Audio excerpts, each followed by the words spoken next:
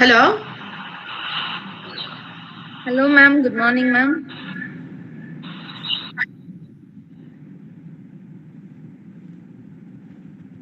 Good morning.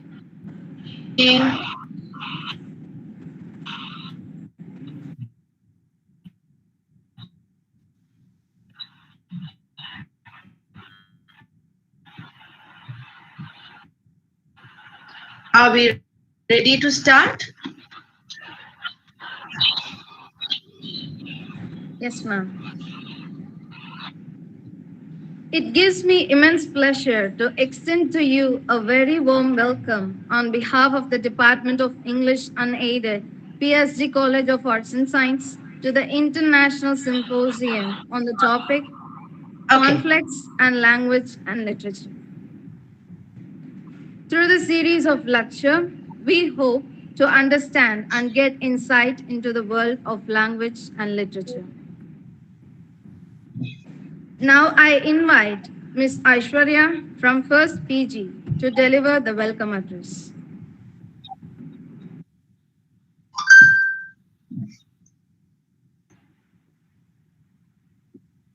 The future belongs to those who believe in the beauty of their dreams, says Eleanor Roosevelt. Honorable Chief Guest, esteemed Principal, respected Head of the Department, beloved lecturers, eminent scholars, my dear friends, and ladies and gentlemen, good morning to one and all. On behalf of the Department of English Unaided, I, Aishwarya Essay of First MA English, is more delighted to welcome you all to an international symposium on the topic Conflicts of Language and Literature, organized by the Department of English Unaided.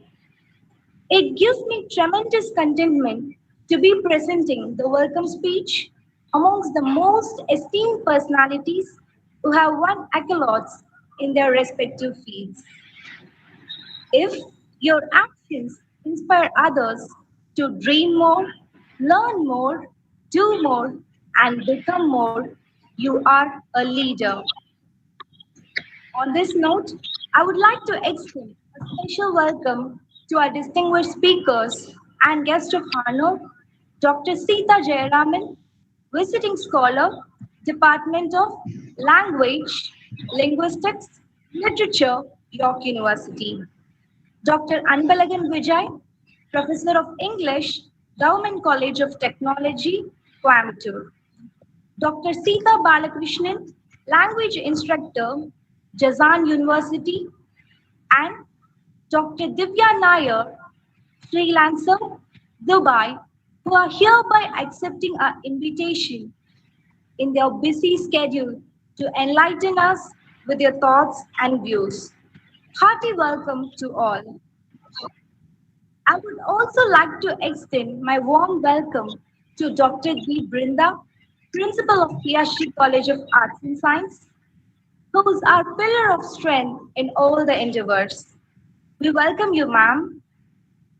I also welcome Dr. B. Bharati, Head of the Department, English, Unaided, PhD College of Arts and Science, who never fails to encourage us and guide us with her moral support. We welcome you, ma'am. I also take immense pleasure in welcoming Professor Brinda, HOD in charge, Department of English and Aided, PhD College of Arts and Science, for her constant support. I'm also delighted to welcome our organizer, Dr. M. Divya, and our staff coordinator, Professor R. Sudha, and all the members of delegation without whose contribution and support this event would have not met its success. We welcome you all. I'm pleased to welcome you all to an international symposium on conflicts of language and literature. As rightly said by Benjamin Lee, language shapes the way we think and determines what we can think about. Conflicts of language and literature is the topic which is the need of the heart. and we are eagerly waiting to hear from our beloved speakers. I sincerely wish that this symposium will be a great success, not only as a chance to share knowledge and experience, but also to discover new opportunities among fellow educators devoted to the most meaningful and worthwhile task of teaching and training our youths. Once again, it's my pleasure to extend a cheerful welcome to you all. Thank you.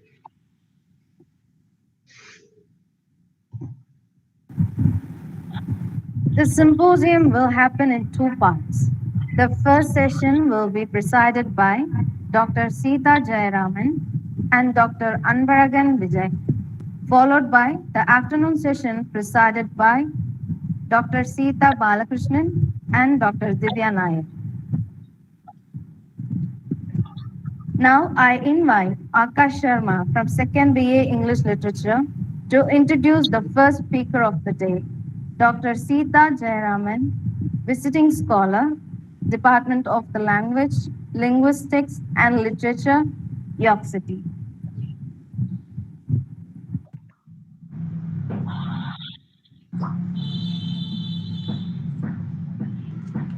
Warm greetings and morning to everyone.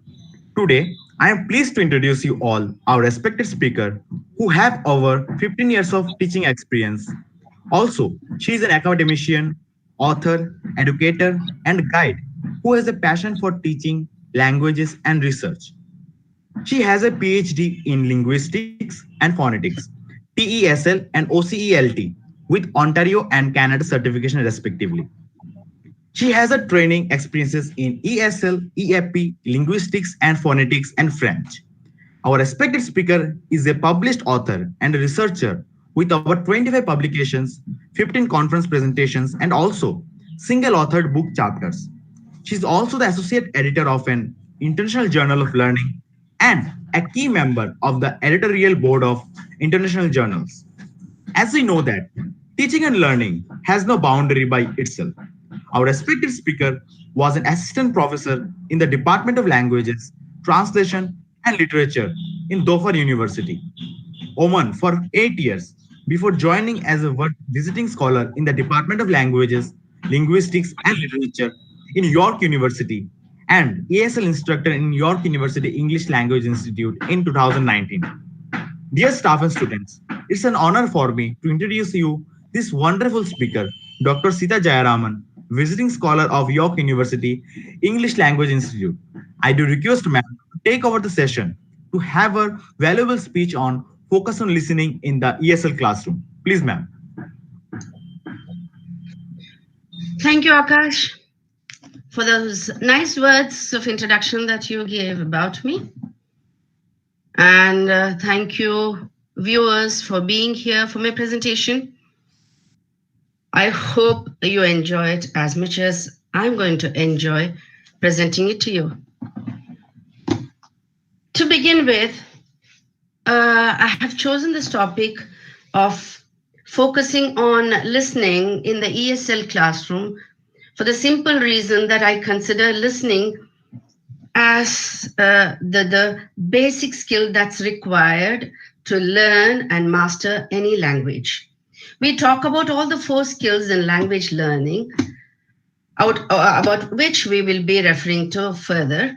But to begin with, I think we have to talk about listening in different dimensions as the term is used in today's world of teaching and learning. What we understand in general when we say listening is that we understand it as a part of the communication, the channel, the process, and the very act of communicating. And the ears, the human ears or the animal ears, as we know, are the input devices that are used in the process of communication. Now, this is the general term as the word listening is used in our life in the domain of communication. Now, what do we use the term in other domains? Let us look at first the different dimensions of listening as we use them. As he said, it's a part of a process. The process can be physical or psychological. Now, this is the distinction between process versus product, where we are talking about a psychological process or a physical process called listening, where it can be selective. If you can be selective about what you want to listen to. You want to listen to switch off. You can be a passive listener, but you passively receive. These are the two aspects of other categories of listening, like false listening, biased listening, full listening, initial listening, and so on. These are some of the categories based on the variables that are involved in the process of listening. Now, discriminative listening is where you choose a certain topic of your interest, certain speaker of your interest, or certain domain, certain context where you've got to listen or you choose to listen, where you discriminate between what you want to listen and what you want not to listen, decide not to listen, and so on. So this is called a cognitive aspect of listening, or it's a cognitive variable, as opposed to deep listening, where you are listening to something intently because you want to listen and absorb everything that's being said or imparted to you. Now, these two together form the cognitive aspects of the listening as an act of communication. While false listening is where you're pretending to listen, maybe you're not listening. Biased listening is either you're biased for or against a certain speaker, an aspect, a factor, or a topic. So these involve a certain emotion or an attitude. And this one is empathetic listening, where again, emotion is involved. You're connected emotionally to the person. So you have the, sorry? Am I being audible? Yes, Can you ma'am. hear me? Yes, ma'am. It's audible, Oh, ma'am. sorry. Okay. Please let me know, because otherwise there's no. Yes, ma'am. Sure, ma'am. Okay. So you have these three aspects, which are called cognitive variables, and the other, to some extent, false. Sorry, I think there is an echo.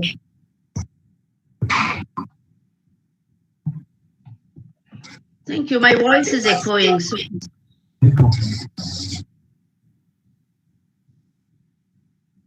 thank you. To some extent, you can say false listening, biased listening, and empathetic listening also constitute the emotional or the affective factors or the affective variables.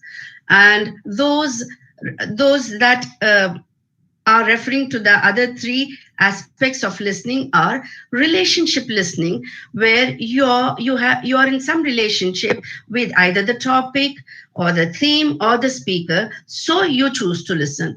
The full listening is without any reserves or without any further thinking or criticizing or evaluating the speaker or the topic. You listen completely. Now, initial listening is where you begin to listen for some reason, and then maybe or may not be, you give up later. So you have the three dimensions of, or based on the three variables of cognitive affective, and those who do not follow in the two domains or the two categories are called the miscellaneous category or the miscellaneous variables. Now, these apart, we've been talking about the process of listening as a part of communication in general in the society, either inside or outside yeah, a certain community. What do you mean by listening? What do you mean by hearing? Are the two terms interchangeable? Do they mean the same thing? Are they referring to the same process or the product? Let's look at these aspects in detail. All right. First, let's look at the two terms hearing and listening. Hearing, you hear lots of things without making an effort. So, hearing is an automatic, unconscious process where it could be accidental, it could be involuntary, or it could be effortless. You're not making any conscious effort to listen. That's called hearing. While listening is intentional, focused, voluntary, where you're making a conscious effort to absorb something or take something as an input through your ear. Now, these are the terms that are normally used loosely. What we are concerned for today's presentation is listening in the different domains of communication, like in general, sociolinguistic or social, educational, within the classroom and outside the classroom, where the term listening has different connotations. Let's, I would like you to listen to the talk, sorry, the talk, watching this video by Professor Julian Treasure, who talks about conscious listening and the different factors that can influence your listening. Let's please listen to this. I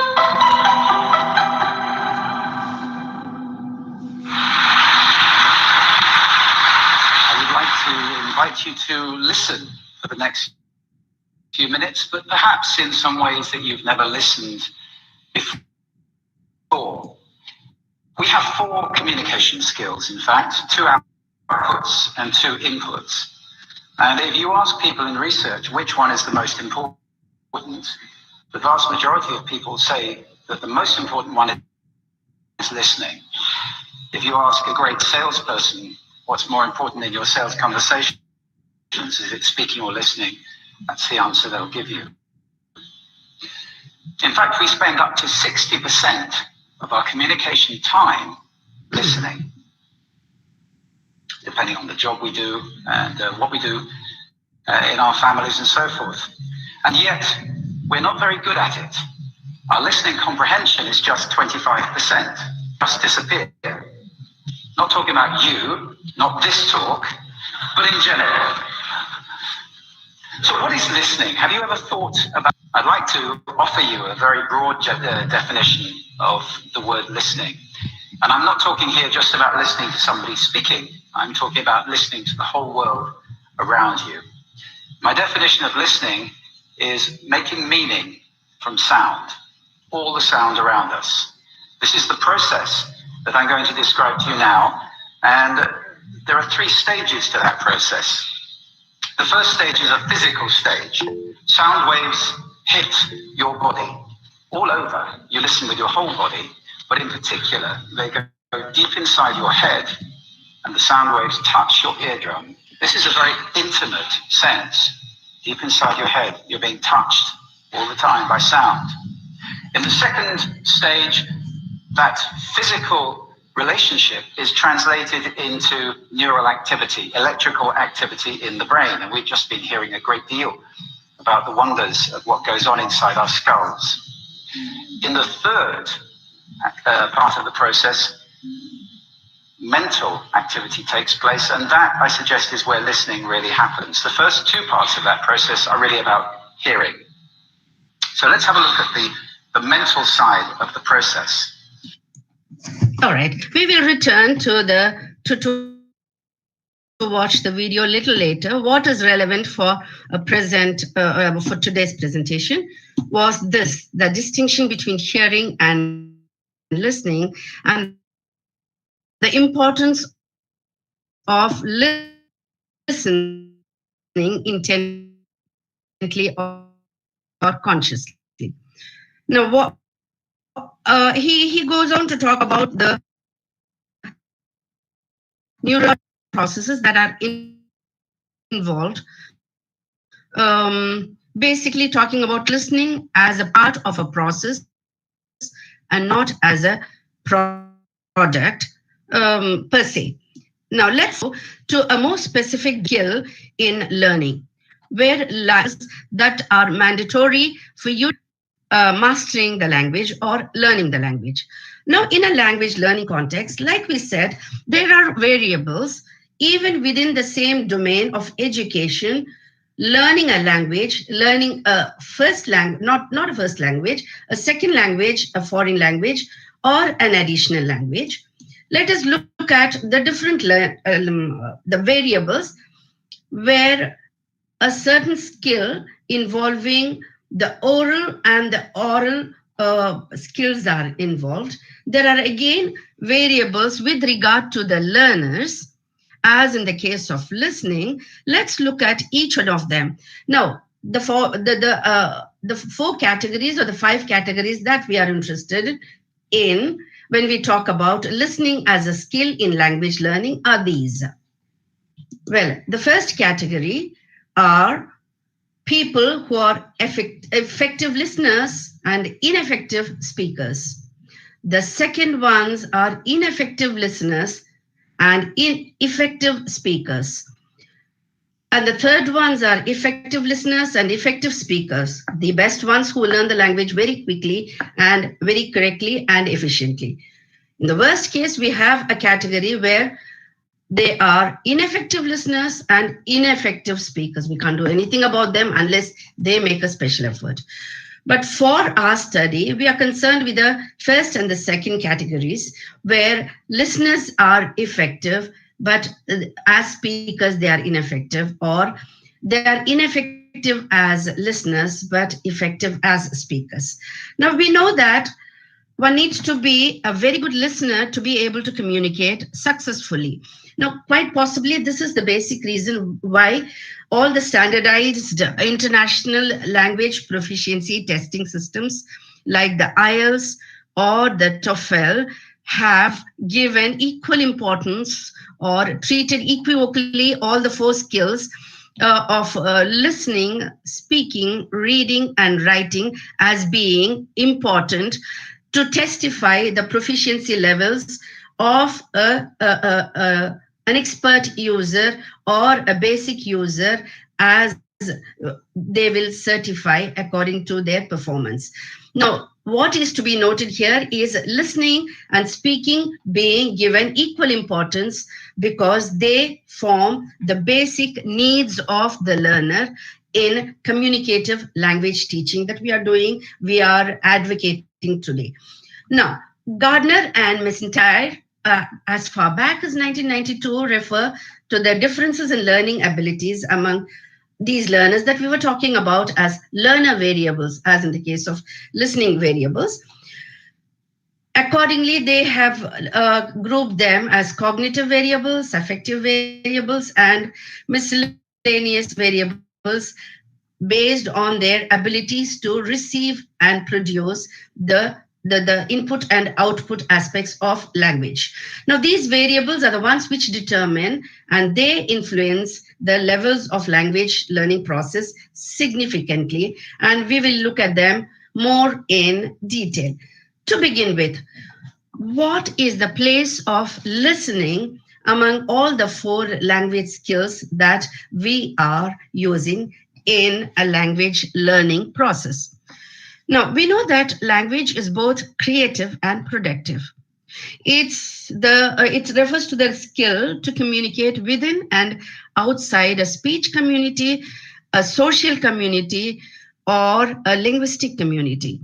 Now, in a second language, an additional language, or a foreign language is often learned through the four skills, as we have been talking about, while the priority is fixed on the oral skills by using the ear and the mouth respectively over the reading and the written skills.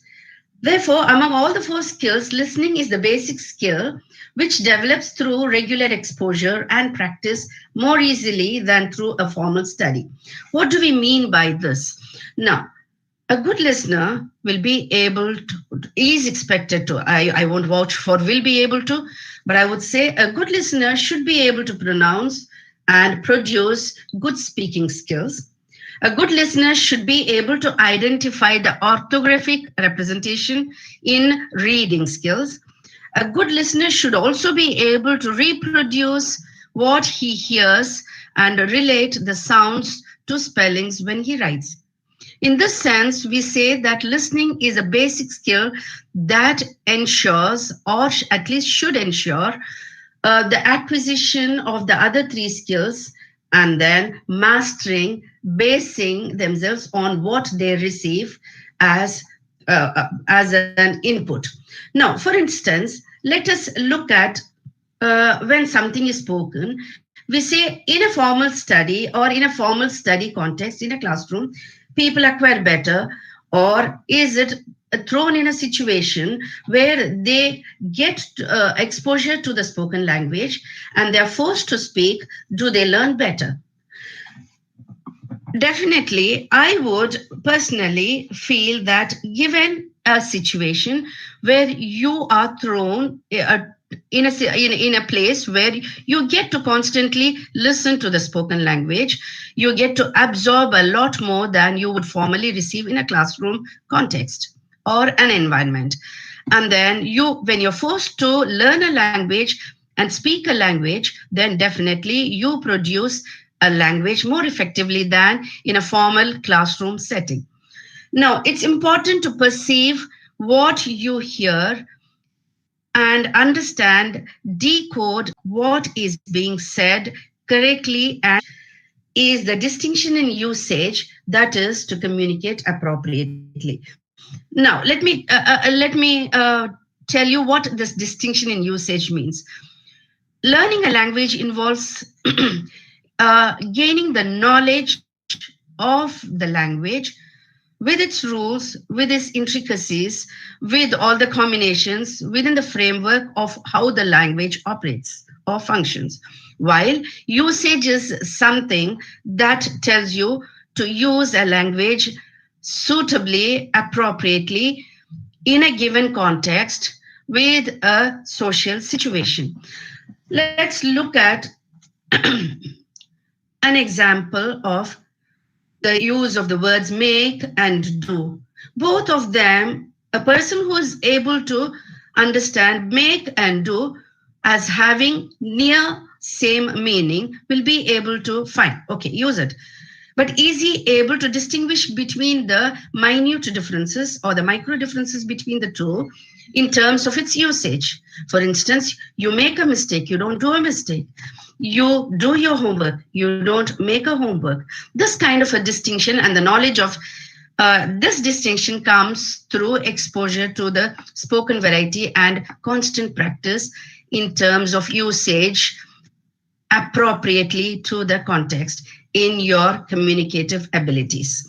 Now, the four skills, as we said, together contribute while we are emphasizing on the listening, because it's a receptive or a passive skill which involves active participation and interaction among the community as a whole.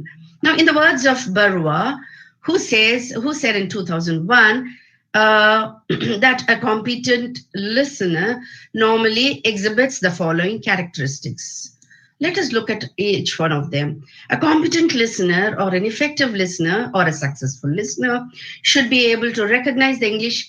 We are talking in terms of ESL, so we are referring to English speech sounds in isolation, that is independently or in connected speech. Is able to distinguish new sounds, similar sounds, and compare them or contrast them with the sounds in their mother tongue. is able to understand the lexical meanings of words in isolation and in context, and the grammatical meanings of structures, and is able to understand the meaning conveyed by stress and intonation patterns that are present in the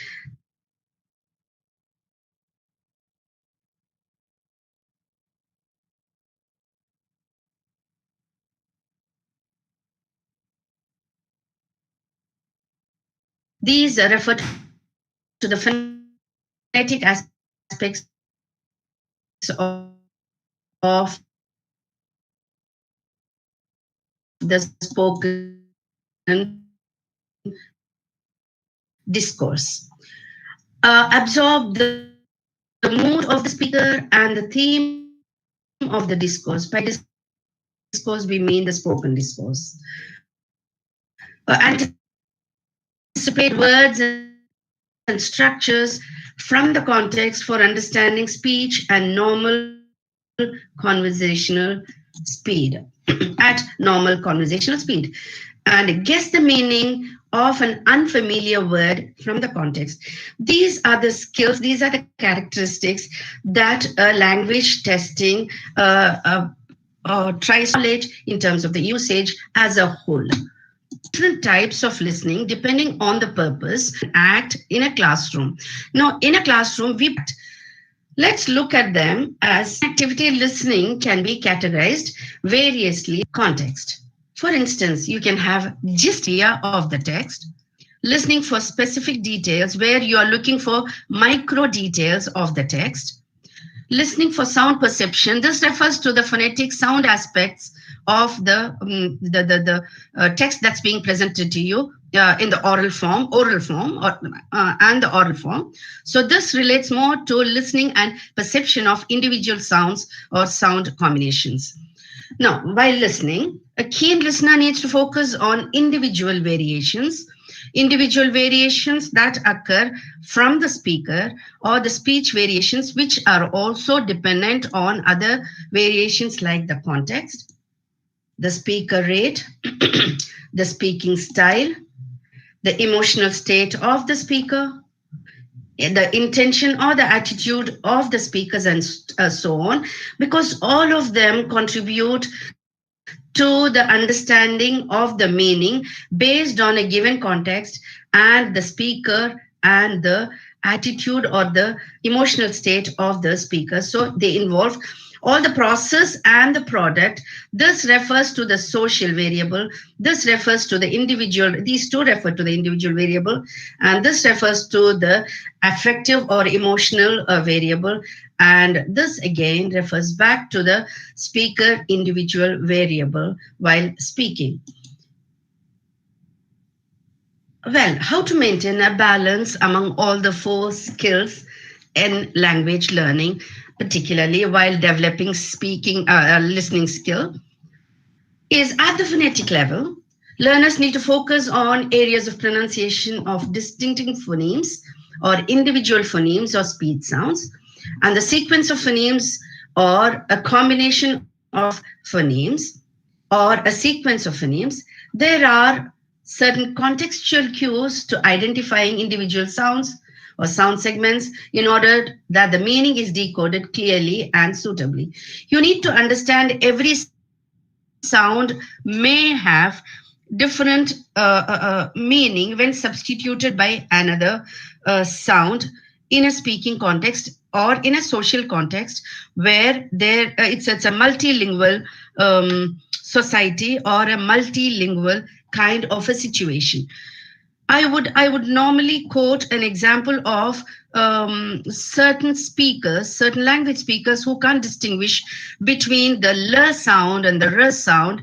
So leap becomes a reap and reap becomes leap, where they substitute one sound for another, and they don't perceive the difference in meaning because they don't perceive the difference in the distinctive individual phoneme sounds that they're producing. They don't even realize that I'm saying reap in place of leap.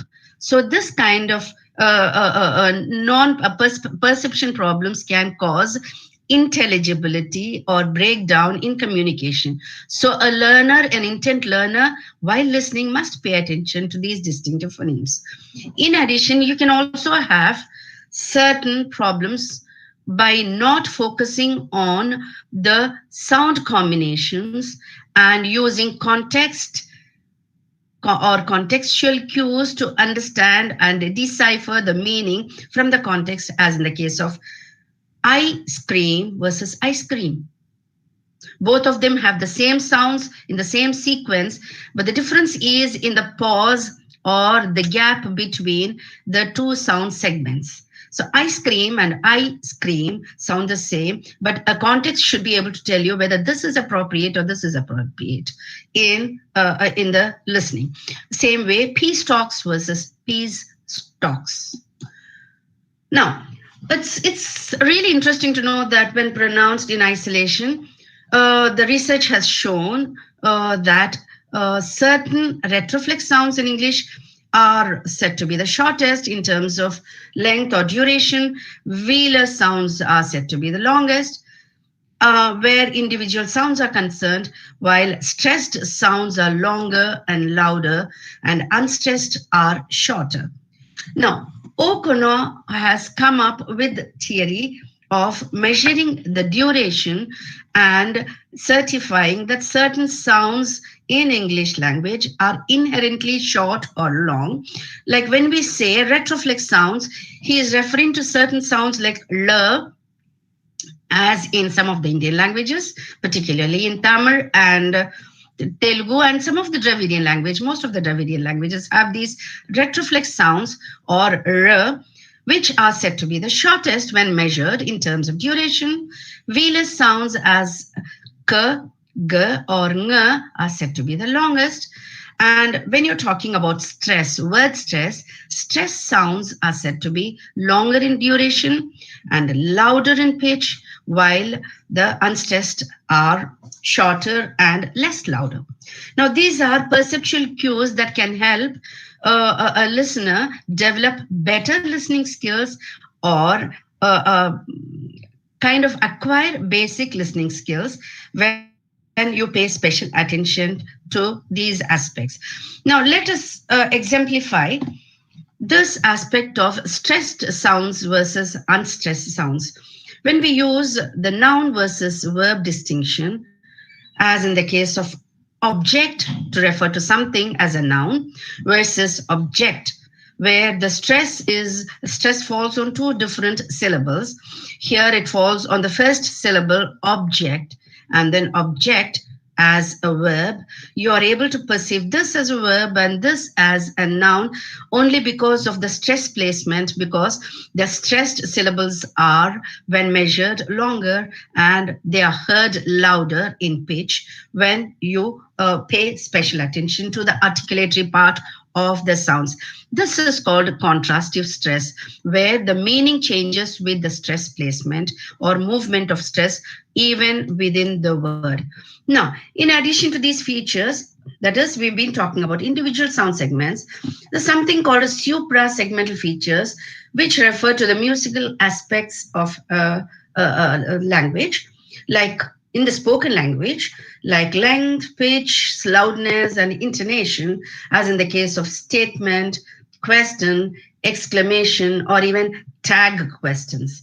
Now, they give information related to the perception, so they are directly related to the listening skill and convey a certain meaning which are not imparted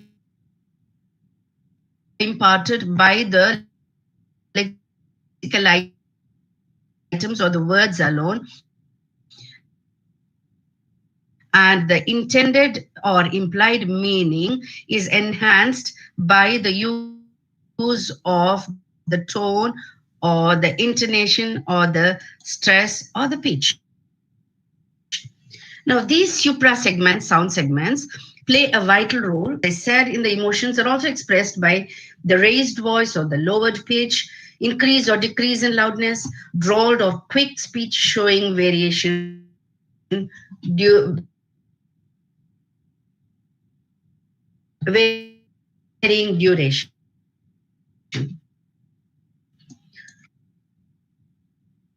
So, well, a good listener should be able to perceive the differences in the minute nuances expressed not by the words, by the tone of voice and intonation.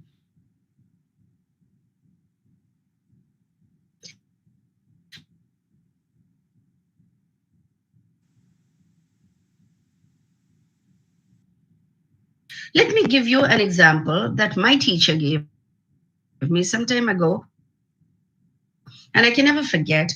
And I quote it as often as possible to benefit the other learners. Like when I say, I want you to take the dog for a walk in the park, it means exactly what the words say. But when I say, I want you to take the dog for a walk in the park, it means I want you to take, not somebody else. When I say, I want you to take the dog for a walk in the park, the dog, not the cat. I want you to take the dog for a walk in the park, not in the garden. So the intended meaning or the implied meaning is perceived only by listening. This is what the professor. Now, how do you develop language skills in general? Back in '83, there were four different types of learners began there. So the teaching style had to vary according to them, games or hands-on activities or classroom. While analytical language or who function through reading newspapers, quoting the rules are auto learners or self learners. And then the third ones are those teaching learning context today because we are using communicator. And these are the learners who learn by watching, listening to native speakers, talking to friends, or using the language in a given context, watching television, or even outside the class, they use the language and listen to it as often as possible and in a real world context, and learning new words by hearing them and learning by conversations. And the last of the four categories that have been identified are authority oriented learners who prefer the teacher to explain everything. They want to learn from someone in a formal classroom environment. So they learn best from textbooks or writing everything in a notebook or summarizing, studying grammar, learning by reading and so that for today is the third category of learners, so who listen for more of the spoken language and from different sources. And these are learners who learn through association with the mother tongue, comparing and contrasting, drawing examples and analogy with the mother tongue and the features of language to use it to learn or improve their L2 or the second language structures and vocabulary, which do not exist or which do exist in their mother tongue using the new language.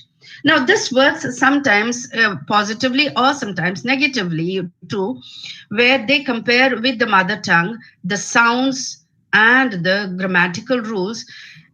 If it works positively. If it doesn't work, because you are using two different frames which do not work, the two languages which fit into two different frames are being compared and analogized, so it doesn't work well. So both ways, these learners are the ones who use the language in a context and they learn through more effectively through that kind of a learning. Now, Rost also opines, and then he supports a view that listening is the vital language classroom because it provides the input to speaking as an activity for a desired level of learning to be acquired. Because proficiency in speaking is not independent. Furthermore, the social factors, apart from the individual factors of attitude, motivation, and personality, as much as age and social environment, make us a learner learn well, while the other factors which influence learning and improving the oral skills or oral skills are those which are imparted through exposure, direct exposure to the language. Now, good listening skills can be developed through activities. When we say activities, we are referring to a formal classroom situation, can be used in an ESL classroom, such as the activities related to listening to dialogues, recorded political speeches, announcements, or simple dialogues or other recorded texts as authentic texts that are used for listening. But the simplest of listening activity can be the teacher's voice, which is the best model to be provided to the learner. While speaking activities like oral play, dictations, telephonic conversations, news, voice clippings, and recorded radio advertisements, etc., and taking down notes and using them for summarizing accurately are very useful and powerful to be used in language learning, whatever be the level intended to reach. Now, okay, we will come back to the to watch. Sorry about that.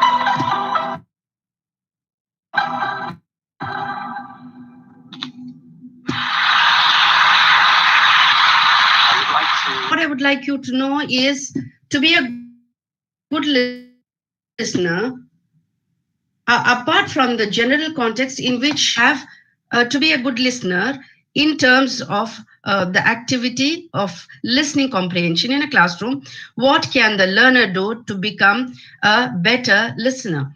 Pay special attention to individual sounds and collective meanings. Be attentive to content and main theme. Tries to focus on key aspects of listening passage, text, or dialogue, and then does not ignore verbal cues, acoustic cues of stress, tone, and intonation, listens for minor details and implied meanings, and attempts to stay focused until the end of the exercise. Most of these are repetitive when we could talk about good listener, but it's specifically in the context of listening comprehension. What can the listener do when he is focusing on listening for comprehension of a spoken text? Now, the next list of categories or the qualities that are expected is from the point of view of the test maker or the course designer. It can be re-emphasized that most of them that are repeated here are also repeated in this list, where understanding the meaning of new words is to be the focus of the test maker or the course designer, where the learning outcome is effective listening comprehension, where understanding the meaning of new words is important, responding to simple questions, following instructions and directions, and decoding the stylistic variation in spoken language, inferring the content from the simple conversation, recognizing the characters in dialogue forms, repeat the pronunciation clearly and intelligibly.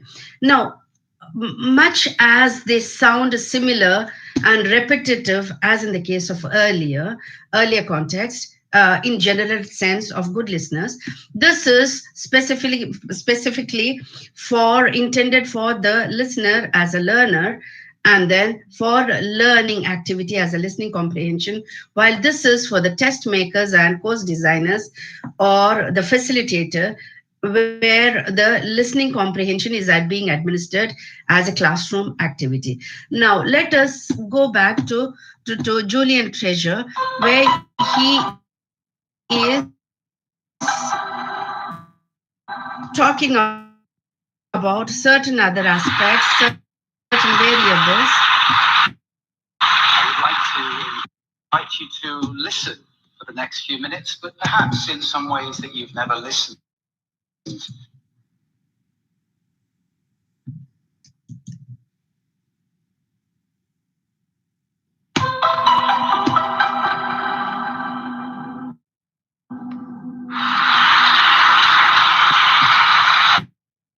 I would like to invite you to listen for the next few minutes, but perhaps in some ways that you've never listened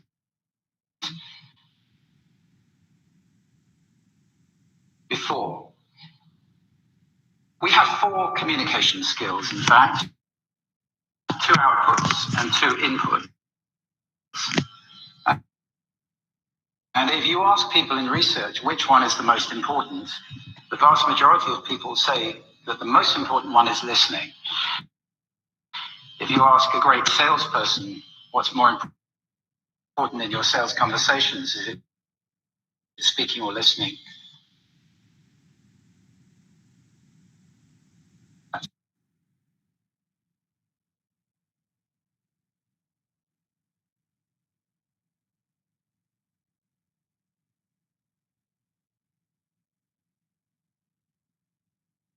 It's the answer they'll give you.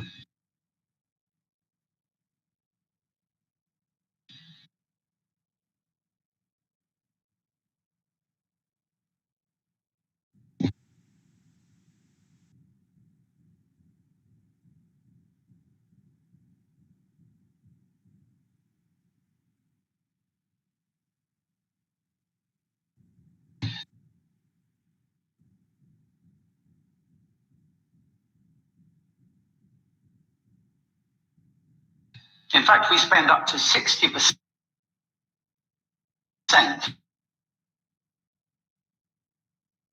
of our communication time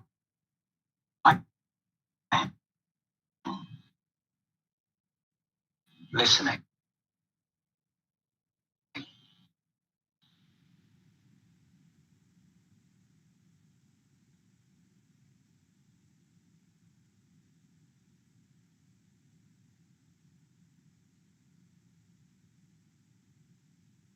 Depending on the job we do and what we do in our families and so forth. And yet, we're not very, which means that I'm talking about you. So what is listening? Have you ever thought about a definition? Since we have heard this part of it, I would like you to focus on. It stops, of course. And to extract meaning is a whole set of filters. Now, these are in perhaps become more conscious of them in your listening. For example, I love listening to most cultures that I know, their idea of a bingo home. Finland is a very quiet place. You're listening. These are all filters which cut down yourself. So, for example, in to distinguish present human, they don't have words for that. It's just a tone about what. All right. I'll share the link with you. What I wanted you to that he calls as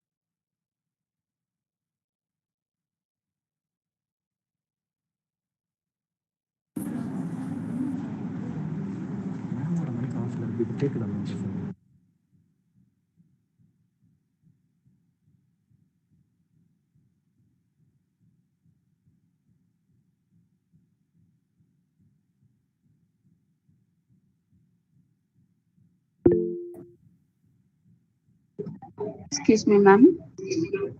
Is everything all right over there, ma'am?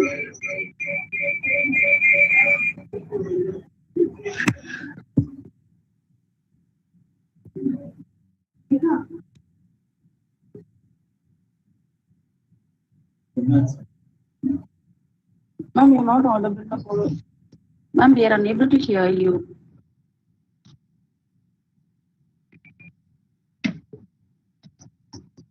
Please let them.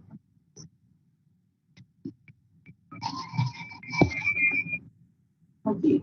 There is some lagging.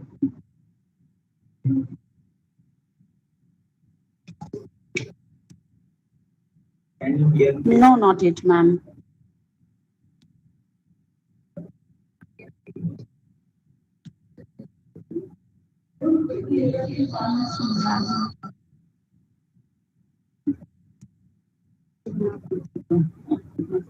Oh, back.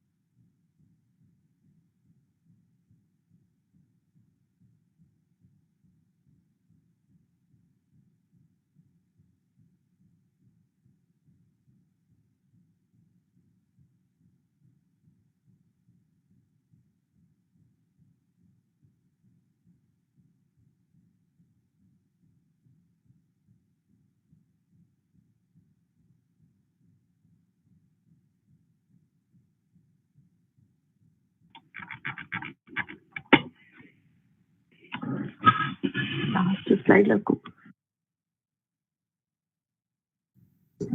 Excuse me, ma'am. Ma'am, you're audible enough now. Could you please proceed, ma'am?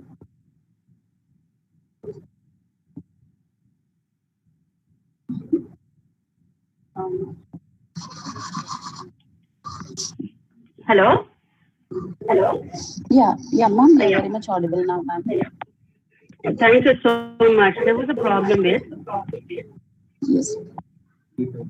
Uh, Yeah, sure, ma'am. are you able to see my screen? I'm not sharing the screen, right? Yes, ma'am. It is not shared. Okay.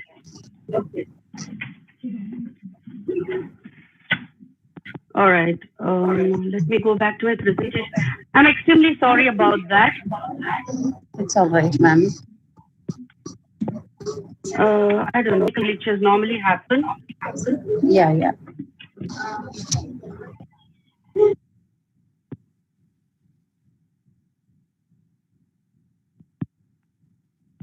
Hello? Ma'am, yes, please proceed, ma'am. Sorry? Okay. Now, we are almost done. Now, what Julian Treasure was talking about was the process of listening to speaking from receiving to the product producing end is the act of communication, be it in the classroom or outside the classroom or in the societal communication. We begin with the input device, which is called the ear, and then we process the sound through a series of stages in the brain, like understanding, remembering, and evaluating, which are the cognitive process, beginning with the physical process and then ending up with the physical destination of the channel of communication, which is the productive aspect of the speaking skill. Now, this is the whole process that we are interested in, beginning here and ending here. To conclude, every act of communication has to begin here and end here to be called a successful act of communication. Thank you very much for listening. And if you have any questions, I'm ready to answer now. Or if you want to contact me later for questions, you can contact me through my email that's given here. Thank you very much for your patience. And I'm sorry about the technical glitches that you have in the process. Thank you. Thank you very much, ma'am, for sharing. Yeah, I would just like to share the references here that I used and I found them useful. So if you're interested, these are the works of, based on both phonetics and language teaching that I found useful. You could find them useful too. Thank you very much. Thank you very much, all the viewers and the organizers. Thank you very much, ma'am, for sharing your expertise on focus on listening in ESL classroom and making this session an informative one irrespective of your time zone. Thank you. Now the session is open for questions.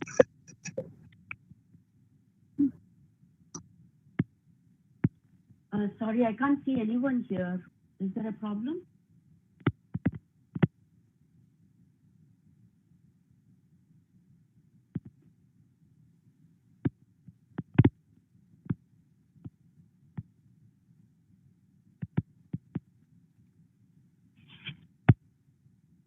Hello?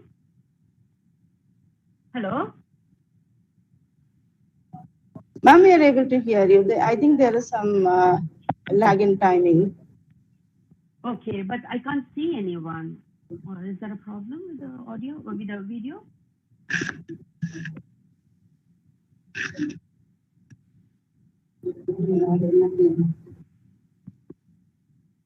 Okay, if you can hear me, then if there are questions, you can use the chat box to talk.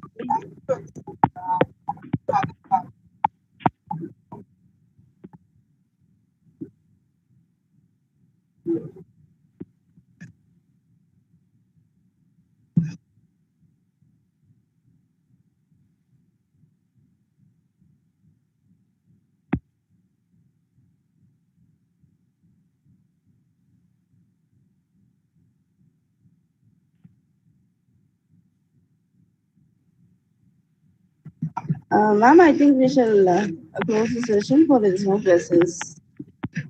Okay, so do I wait?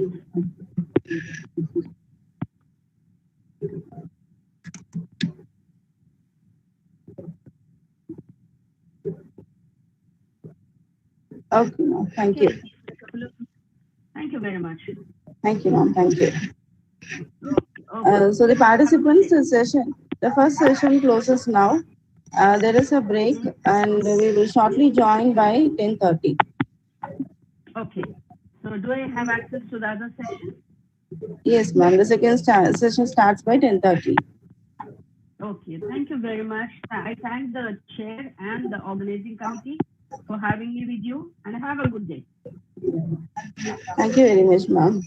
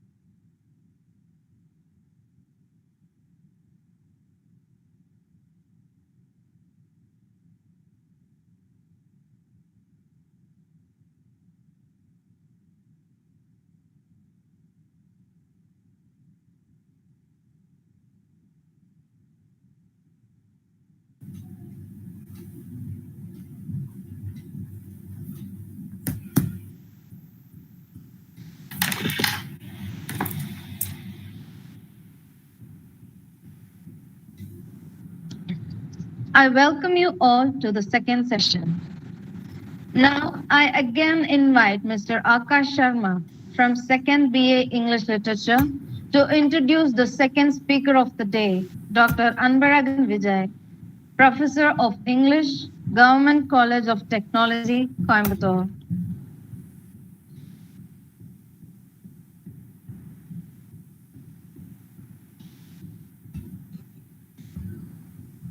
Good morning. I am pleased to introduce you all an aspiring professor, a resource person, and also an author. Here, Dr. Anvaragan Vijay, who has the teaching experience of 19 years, was a former guest lecturer at National College, Trichy, former lecturer at Government College of Engineering, assistant professor at Government College of Technology, and currently he is the professor at Government College of Technology. Our speaker has authored 7 textbooks for engineering students, and also he published 11 papers in international journals. Also presented papers in 6 international journals level and 6 national level conferences. He was also an expert member in Board of Studies for the Department of English in PhD College of Technology, SNS College, Hindustan College of Engineering, Vivekananda College of Engineering, and many more. Reading makes us more empathetic. It fires up our imagination and innate our feelings. It increases our exposure so that particular language. Our respected Dr. Anvaragan Vijay will share his insights on the topic effective reading for language acquisition. Please, sir. Um, Thank you, Akash. Thanks for the warm introduction given by you.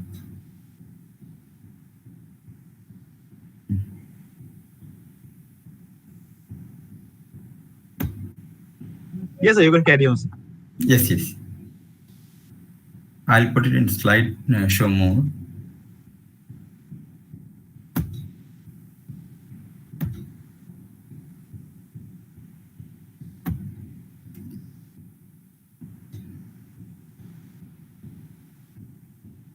I hope my PPT is visible. Yes, sir, it is visible, sir. Yes, thank you. Yes.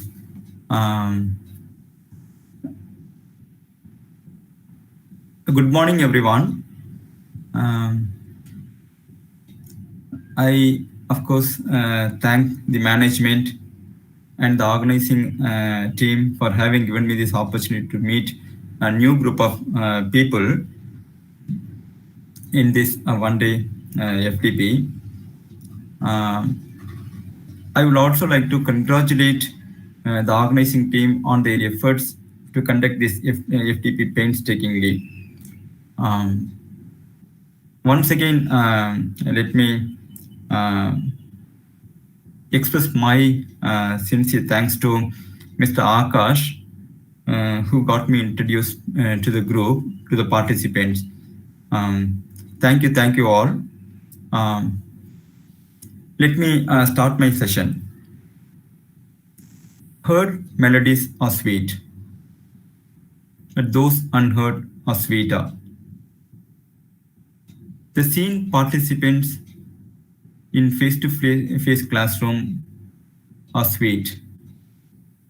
Those unseen in virtual classrooms like these are sweeter, because the unseen are unassuming.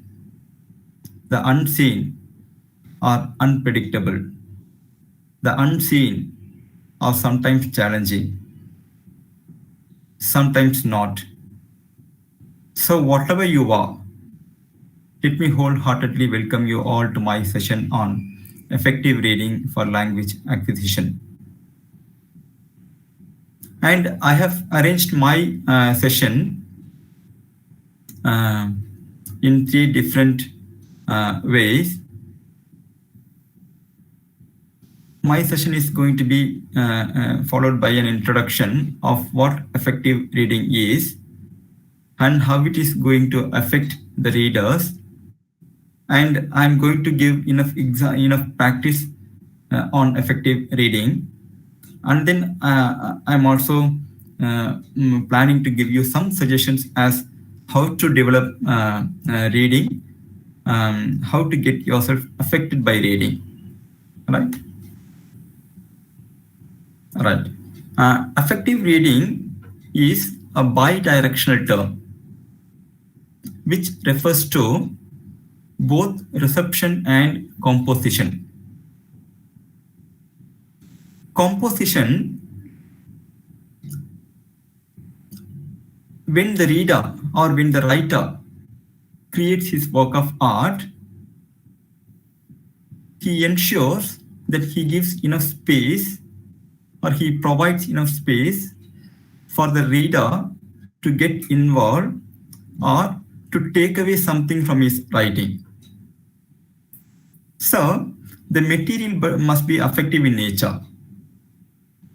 And at the receptive level, when you read a work of art, you must get affected, right? So I'm trying to say that affective reading is something that makes an emotional impact on the reader. Unless or otherwise you are emotionally connected to your reading, you cannot comprehend much from your reading. So your reading becomes intelligible only when there is an emotional connect with your reading, right? And there are thousands of literary pieces in literature, work of art in literature. Not that all literary pieces attract the attention of readers. And there is a saying in English, all are equal, some are more equal than others. Now, when there are thousands of literary pieces, works of art available in literature, not that all pieces attract the readers. Not that you are able to emotionally connect yourself with all kinds of writings. Right? When Shakespeare has written 37 plays, not that all the 37 plays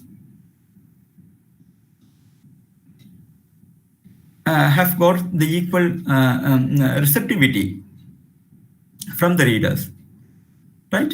So some become very popular, some not, right? And it is not a question about the ability of the writer.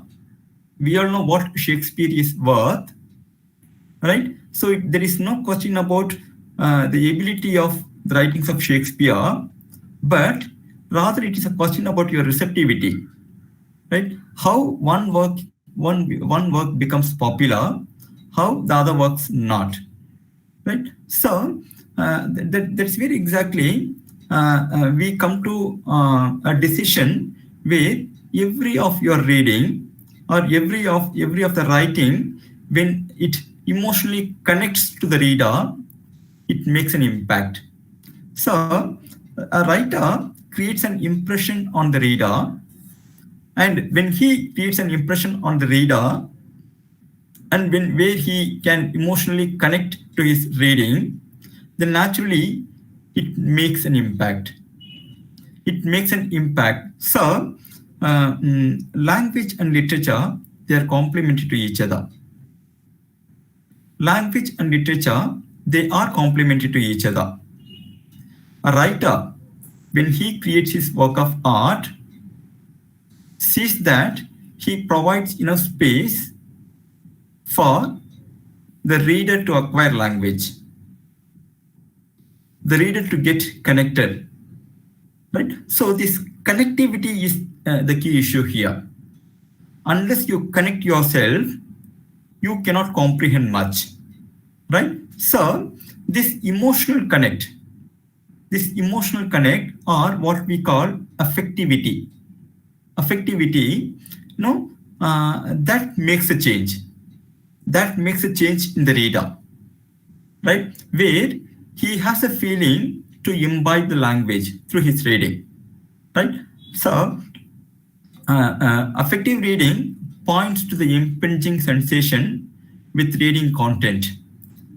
So when the reader is affected, the reading must be, the reading content must be affective as well.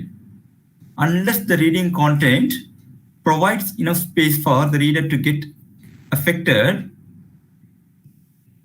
it is not going to make any change, right? So reading is not only a cognitive process, but also emotional, right? So only when there is an emotional connect, only when the reader connects himself,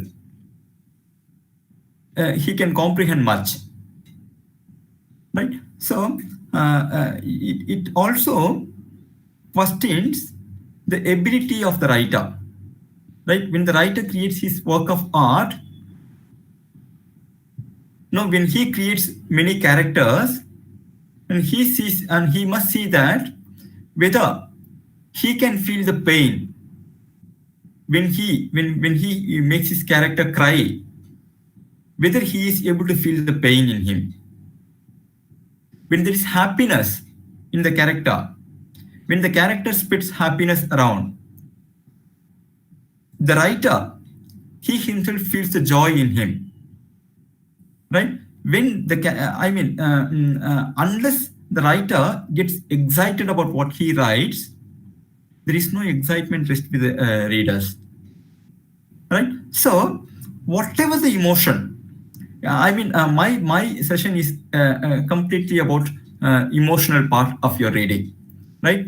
So unless the emotion that the writer wants to project, wants to convey through his reading, convey through his writing, convey through his character, must basically be felt by the writer himself.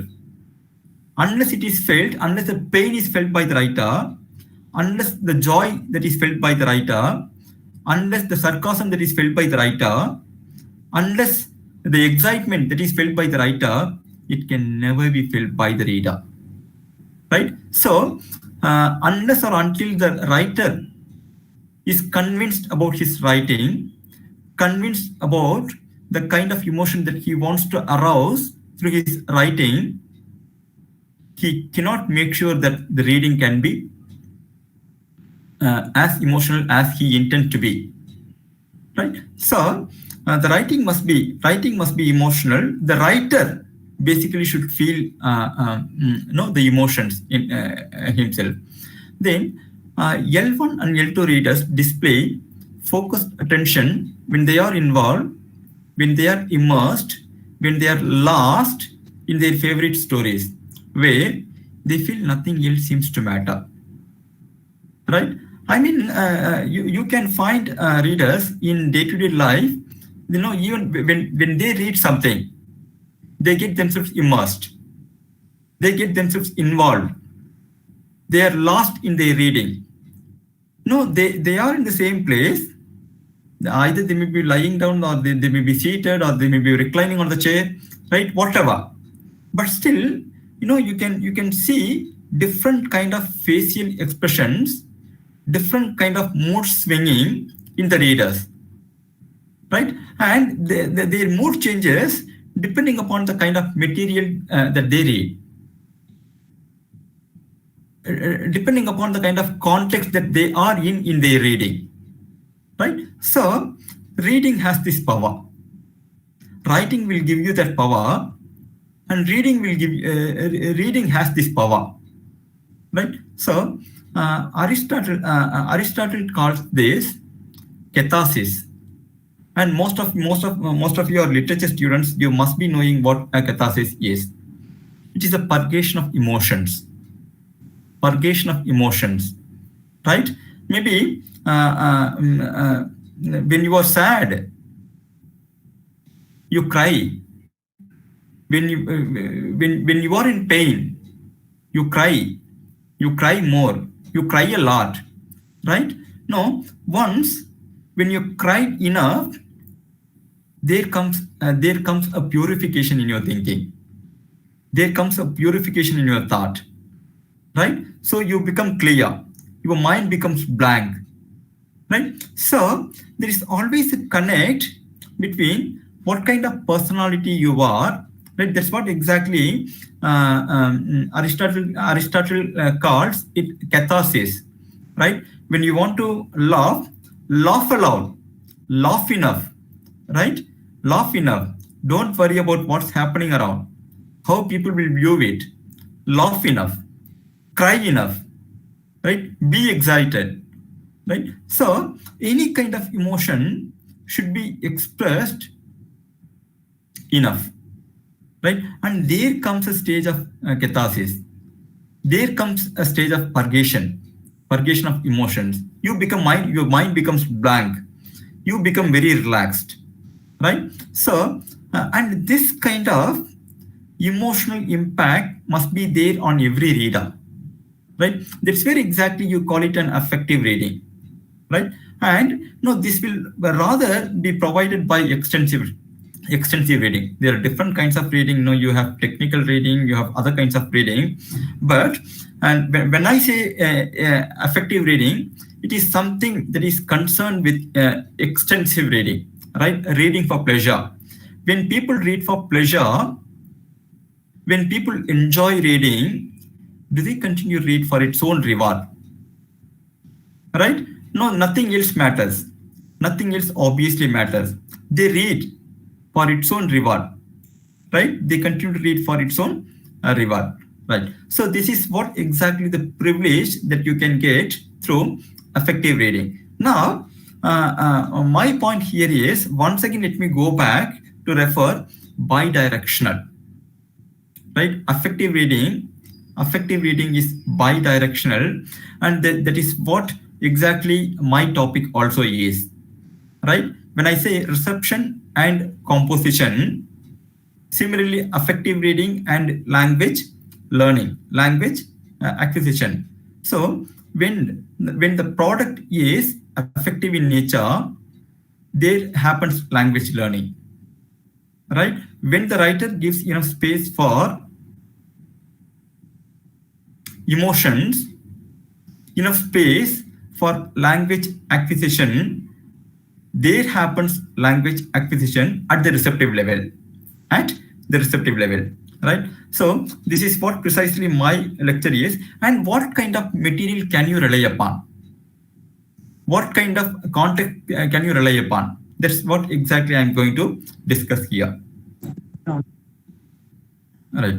And wherever or whenever you would like to clarify with me, you are at the liberty to interact with me, maybe with the permission of the organizing team. Yes. Now, let me go into it. How do you take these reading materials to your students? Right? Reading most often academically is viewed only from the comprehension perspective. Right? Reading passages given for students to comprehend the message and to answer and at last answering the questions given at the end of the passage, comprehension passage. That's how reading is viewed in all our classrooms academically.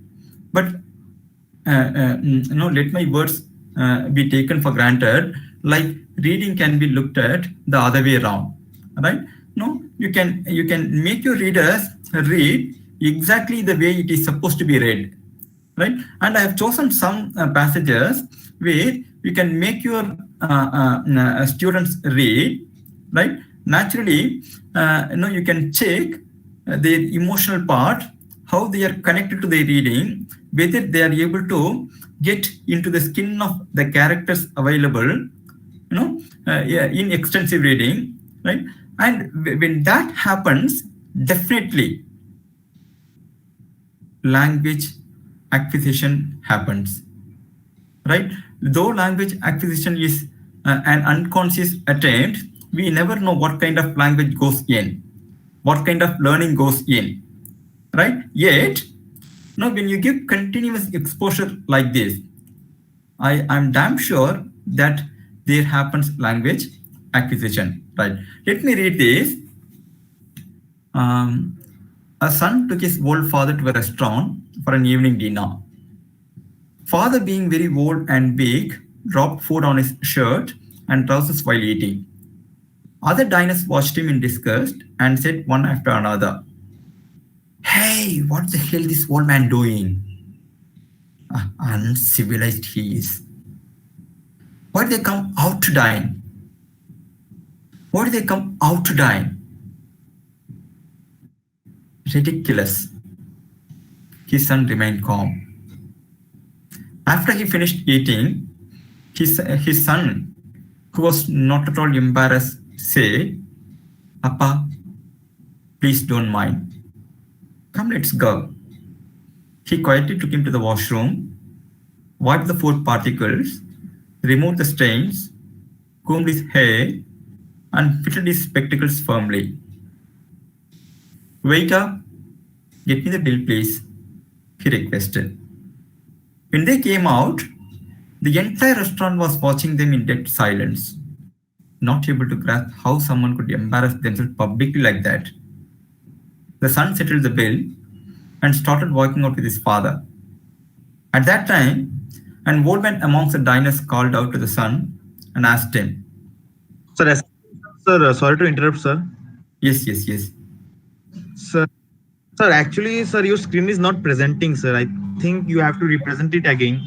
Oh, Sir, can you do it one again? second. Okay. I'll do it. Sorry. Thank you. Thanks for reminding me. I'll do it Thank again. you, sir. Okay. Thank you.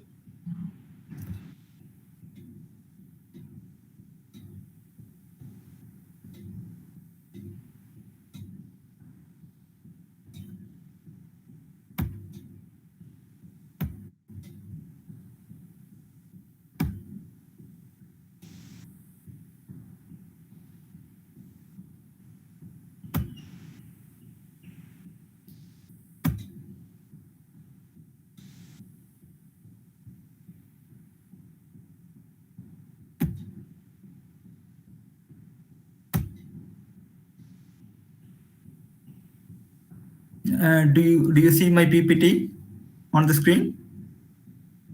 Yes, sir. Now it is visible, sir. Thank you. Thank you, sir. I'll put it in slideshow mode. One second.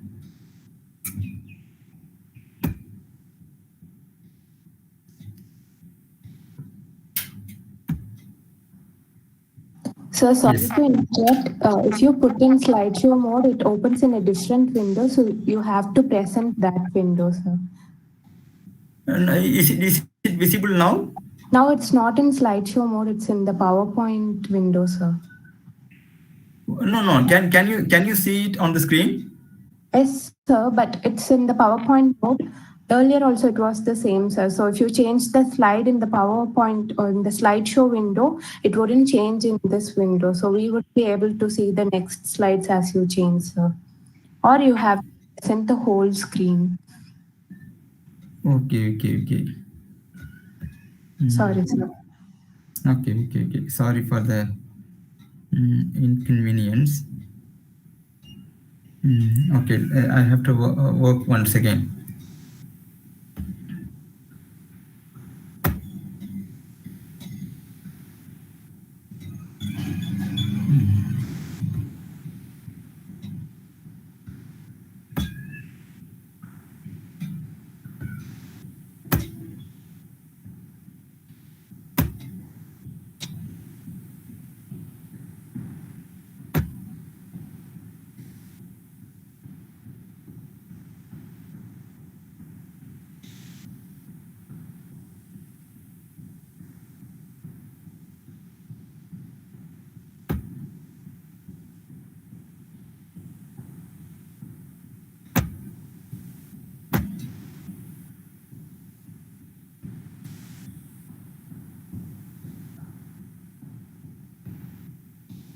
One second, I'm doing it. Is it visible now? Yes, sir, it is visible, and now you can start the slideshow. Okay. Hope everything is fine now. Yes, sir. It is fine. Sir, you Right. can click on the hide. The in below on notification is there. Okay, yeah, I'll hide it.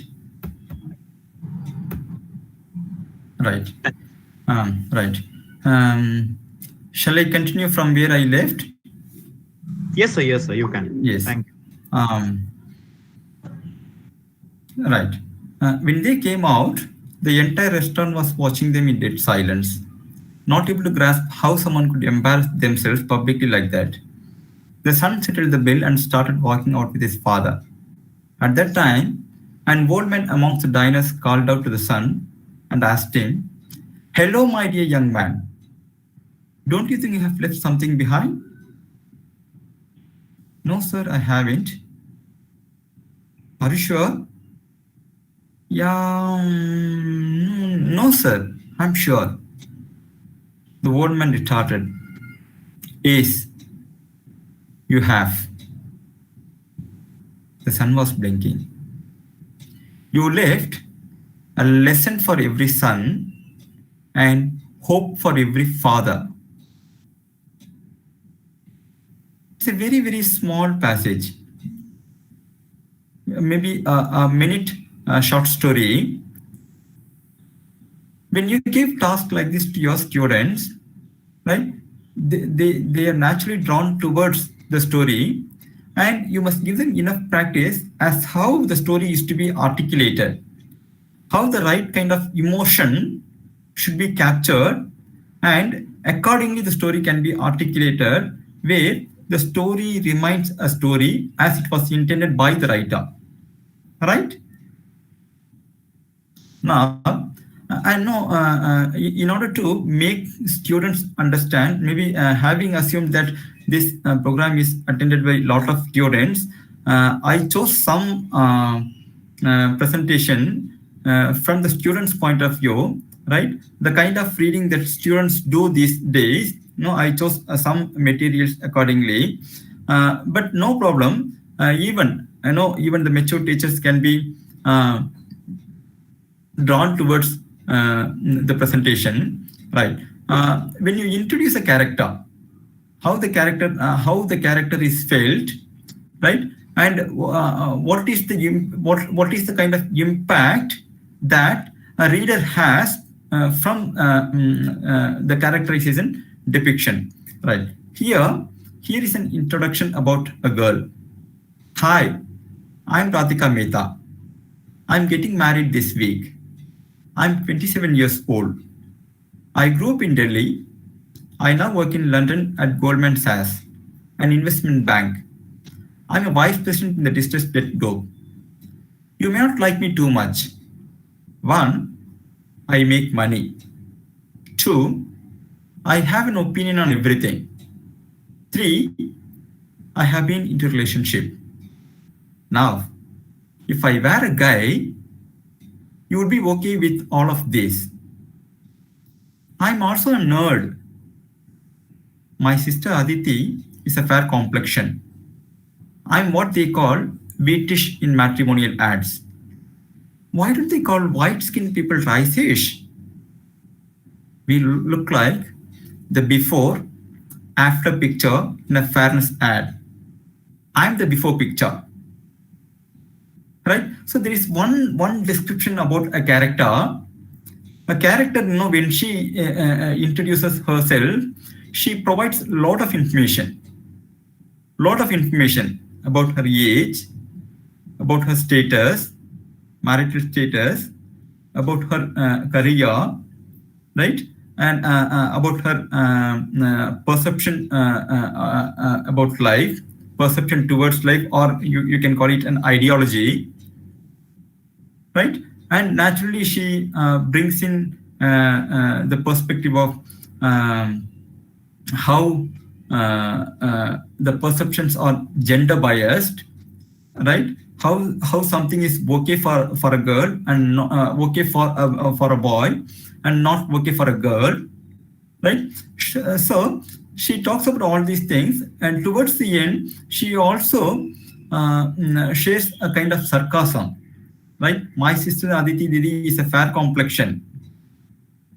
I'm what they call wheatish in matrimonial ads, right? Why don't they call white-skinned people rice-ish, as rice is in white, right? So there happens sarcasm, right? Maybe this kind of this kind of writing is available, then it makes a reader to properly read, right? Now look at this. when the story, I reiterate the fact that unless the writing, the composition, right, that's what exactly I call bidirectionality, right? The bidirectionality should be ensured when we are going towards something, right? When we are planning to achieve something, right? This bidirectionality is nothing but the composition and reception. The composition should pave enough space for it is to be received in a proper manner, right? So when you create a story, yeah, and this is especially with regard to capturing the emotions. Capturing the emotions is possible only through extensive reading, right? So there must happen a conflict. Only when there is a conflict, the reader is confused, the reader is in a dilemma, right?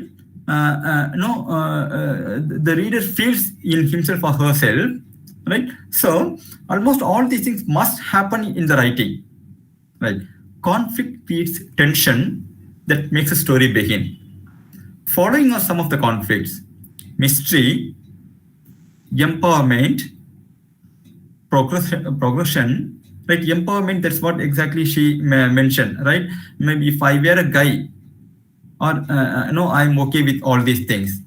Unfortunately, I become a girl, right? So you may not be okay with all these things, right? Progression, surprise, empathy, insight, universality, right? The kind of feeling that you have should be universally applicable. It must be an universal phenomenon, right? So maybe all these things must happen through your writing. Naturally, a reader, when he reads, should feel in his or her heart, right? And there's an example. I chose all these passages from one fiction, right? One fiction that today's generation are largely drawn towards, right? And let me read. Don't cry. Don't cry. Don't cry, Radhika. I mumbled, rocking myself. I had to keep it together until I reached home. Or at least until I found a taxi. My hands trembled. My knees wobbled. Don't, Radhika. I said out loud, even as I let go. My legs felt weak. I kneeled down on the road and cried. I didn't just cry. I howled. A couple of people from the ground floor apartments peeped up from their windows to look at me. I didn't care. Where did I go wrong? Where did I go wrong? I looked at the sky. I'm sorry, God, but what wrong did I do? Right? So there is a kind of emotion that is available with the character. And the writer makes sure that he can bring out this kind of emotion in the character where when the reader reads it, he can definitely get affected. That's where exactly we call it is an affective reading. Right? So when a reader reads it, gets affected, naturally language acquisition takes place. Right? Look at this. This is the turning point of the story. Timing is very important for the climax. The crisis may be a recognition, a decision, or a resolution. Right? Look at this. The crowd participated in the bhajan, one of the most popular ones. Despite the loud music, I found it hard to keep my eyes open. However, I woke up with a jolt when a bearded man in his late 20s entered the room. Right? So there happens a twist. There happens a twist. No, when the reader reads it, he must also feel, no, he must be at the edge of his chair. He must be at the edge of his seat. He must he must be curious to know what should happen next or what will happen next. Right? However, I woke up with a jolt when a bearded man in his late 20s entered the room. So what is this bearded man? Who is this bearded man? And what is he going to do? Right? Now, second example, Radhika, I can't do this anymore. Trust me, you are not an easy person to be with. I want a simple life. I just want a simple Indian girl. I want to break up. I'll move out. Move out permanently forever. We'll leave the rent for this month on the top of the fridge. Bye. Right? So maybe when someone leaves from somebody's life now and forever, what kind of emotion that the other person will have, and whether that kind of emotion is left with the reader. Right? So when you feel the pain in you as it is there with the girl, definitely you try to imbibe the kind of language. So as long as you are emotionally connected to your reading, definitely that reading will give enough insight to pick up the language. Right? Look at this. Dialogue is what your characters say to each other. Each speaker gets his or her own paragraph, and the paragraph includes whatever you wish to say about what the character is doing when speaking. Let me start. Where are you going? John cracked knuckles while he looked at the floor. To the racetrack. Mary edged toward the door, keeping her eyes on John's bent head. Oh, not again. John stood up, flexing his fingers. I'm not okay. I like you, but I want my kid's mother to be at home for them. Maybe I will be, if needed. See, you are not sure. You have the high-flying, mega-paying job. Hey, my job will have nothing to do with my commitments as a mother. Do you get it? Right? So there are different kinds of emotions. No, both of them are angry. The man is not very comfortable with the woman, right? And woman tries to convince him, right? And they are in two different state of emotion, state of condition, right? And these things must quite possibly be revealed by your reader, right? So there comes a kind of resolution. I give a piece of different kinds of emotions so that the same thing can be assigned to our readers too. The solution to the conflict. In short fiction, it is difficult to provide a complete resolution, and you often need to just show that characters are beginning to change in some way or starting to see things differently. Right? No, there's a saying in English. Problems are perennial, solutions are startling. Right? Now, when you watch a movie, you may like the movie to be ended in some way, but the director has planned it some other way. When 60 people watch the movie, 60 people will conceive the movie in 60 different ways. 60 people want the movie to be ended in 60 different ways. Right? But there is only one ending available. Right? So the resolution could be many. When the intensity of the problem varies, the solution also varies. Right? Look at the examples given here. He looked at me. He could see from my expression that I offer no scope for negotiation. He looked at me. He could see from my expression that I offer no scope for negotiation. He remained silent. I turned around and left the coffee shop. Nothing happens. Nothing happens. No, it came to an equilibrium state. Right? He expects something. She doesn't give any scope. There ends the matter. Some people are good at taking decisions. I'm not one of them. Some people fall asleep quickly. I'm not one of them either. It's 3:30 in the morning. I stepped out of bed. I opened the room curtains. The sea appeared pitch black. It's your life, Radhika. Take control of it. A voice inside me said. The voice was calm, unlike the hysterical mini me. Right? So, the kind of description gives you a complete picture of what she is now. What is the kind of person she is usually? Hysterical mini me.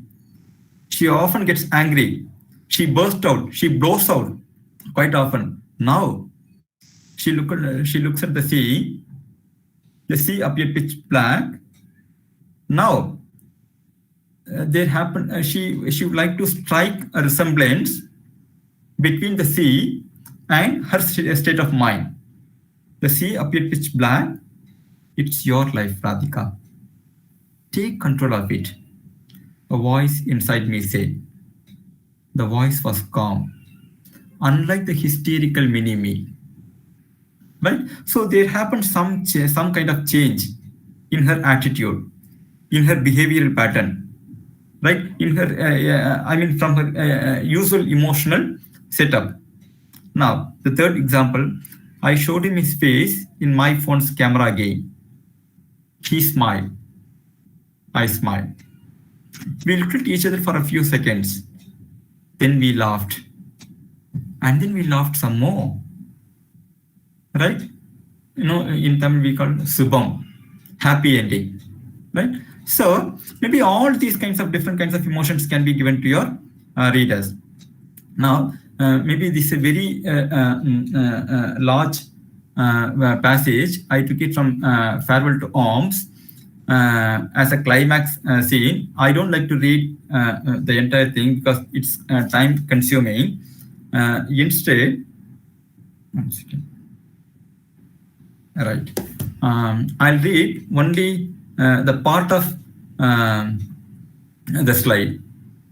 Right. The heroine is going to die. Almost she's at the end of her life. He loves her so much. She's in the hospital, right? And he couldn't bottle up his feelings. Now, there goes a kind of conversation. Catherine looked at me and smiled. I bent down over bed and started to cry. Poor darling, Catherine said very softly. She looked grey. Hey, you are all right, Cat, I said. You are going to be all right. No, I'm going to die, she said. Then waited and said, I hate it. I took her hand. Don't touch me. I let go of her hand. She smiled. Poor darling, you touch me all you want. You'll be all right, Cat. I know you'll be all right. I meant to write a letter to have if anything happened, but I didn't do it.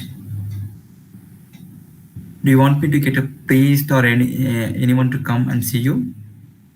Just you, she said. Then a little later, I'm not afraid. I just hate it. There is an interruption of the doctor. No, you must not talk so much, doctor said. All right, Catherine said. Do you want me to do anything, Cat? Can I get you anything? Catherine smiled. No. Then a little later, you won't do our things with another girl or say the same thing, will you? Never. I want you to have girls though. I don't want them. All right. I'll come and stay with you nights, she said. It was very hard for her to talk. Please go out of the room. Once again, the interruption of the doctor. So the dialogue goes on. The dialogue goes on and on, right?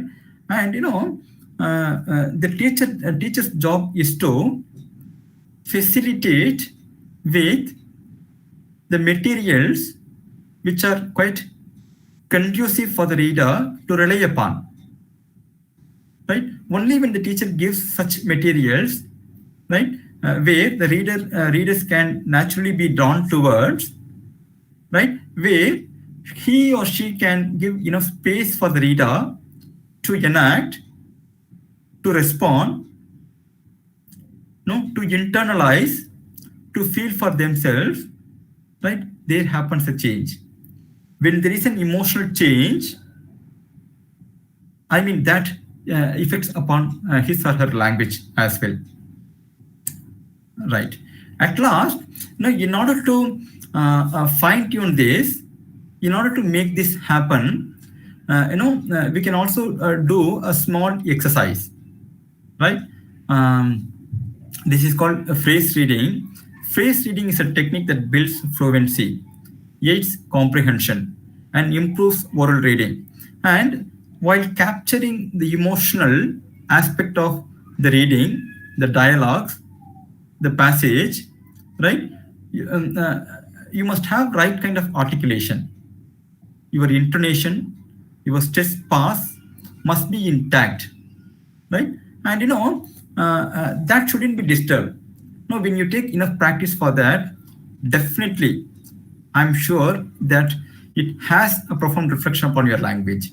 Right now, maybe there's one ELT expert called Mary Ann Evans. No, she talks about different kinds of readers, right?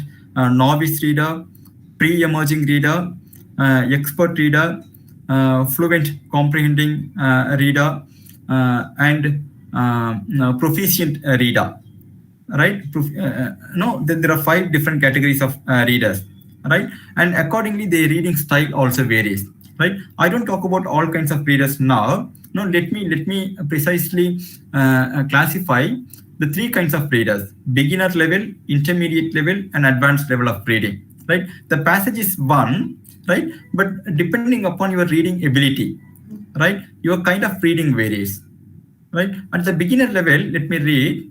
Effective reading comprehension. No, you can rely upon the red mark slash marks, right?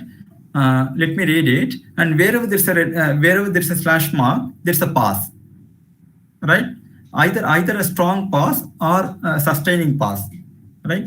Effective reading comprehension requires not only accurate reading skill, but also automatic and fluent reading ability. Many struggling readers have difficulty moving to a level of fluency that allows them to easily comprehend what they are reading. We have discussed the underlying process involved in developing fluent reading, as well as suggested some techniques for improving fluency.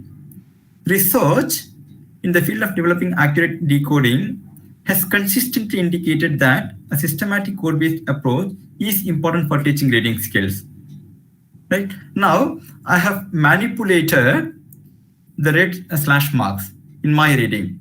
Now, when it is progress to the intermediate level, there are fewer passes. There are fewer passes than you find in the first paragraph. Right now, let me read once again. Effective reading comprehension requires not only accurate reading skills but also automatic and fluent reading ability. Many struggling readers have difficulty moving to a level of fluency that allows them to easily comprehend what they are reading. We have discussed the underlying process involved in developing fluent reading, as well as suggested some techniques for improving fluency. Research in the area of developing accurate decoding has consistently indicated that a systematic code-based approach is important for teaching reading skills. Right? So this happened at the intermediate level of readers. Right? And then at the advanced level of readers, there are only pauses. There are as many pauses as there are full stops in the paragraph. Right? Only when there's a full stop, you can leave a pause, maybe an emphatic pause. Right? Let me try that also here. Effective reading comprehension requires not only accurate reading skills but also automatic and fluent reading ability. Many struggling readers have difficulty moving to a level of fluency that allows them to easily comprehend what they are reading. We have discussed the underlying process involved in developing fluent reading, as well as suggested some techniques for improving fluency. Research in the area of developing accurate decoding has consistently indicated that a systematic code-based approach is important for teaching reading skills. Right? So maybe this kind of systematic practice can be given to the students, right? And when wide practice is given to the students, right, in reading, then they naturally are falling in line. They are trapped in their reading, right? I think I can wind up my session here with these suggestions. Writing effective dialogues. Once again, let me recapitulate my two terms, bi-directional terms, composition and reception. At the composition level, keep it tight and avoid unnecessary words, because timing is very, very important. In order to emote any kind of expressions, timing is very, very important. So avoid unnecessary words. Move the action of the scene forward. Keep it oblique, where characters never quite answer each other directly. All right? I mean, oblique. What do you mean by oblique functionalism? Maybe if you know the answer, maybe you can tell me later. Oblique functionalism is, you understand, not that everything needs to be revealed explicitly by the writer. Sometimes the readers are left with the feeling that something should happen in between the dialogues, which are not explicitly descriptive. That's what exactly we call oblique functionalism, right? Keep it oblique, where characters never quite answer each other directly. Reveal character dynamics and emotions. Keep speeches short. Right now, there's a funny remark about this particular point, right? I mean, make the characters speak, don't make them speechify. Right, just like the bilingual words like kalachify, kondadify, right? Don't make them speechify, right? Make them speak enough, but don't make them speechify, right? Ensure characters use their own voice. Add intrigue, no small talk. Add, and remember, interruptions are good. When there are interruptions, I mean, within the characters, within the dialogues, that's always good, right? And what kind of reading that you should pursue? Read a lot of Chekhov, then reread it. Read Isaac Asimov, read Raymond Carver, Ernest Hemingway, Alice Munro, and Toby Swab. If you don't have time to read all of these authors, stick to Chekhov. He will teach you more than any writing teacher or workshop ever could. Right? If you don't have time to read, you don't have the time to write. So, reading has the power to ignite your imagination. Reading has the power to transport to different times and to different places. When you read continuously, you live more than 1,000 lives. You live in every character. You live in every author. You live in different places, right? As when you read, as a reader, you read more than 1,000 lives, right? So I wind up my session here, and I leave the space for queries. I invite questions from the participants.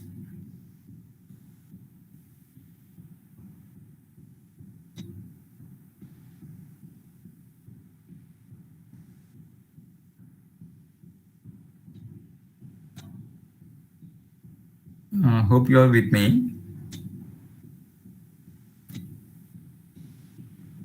Queries.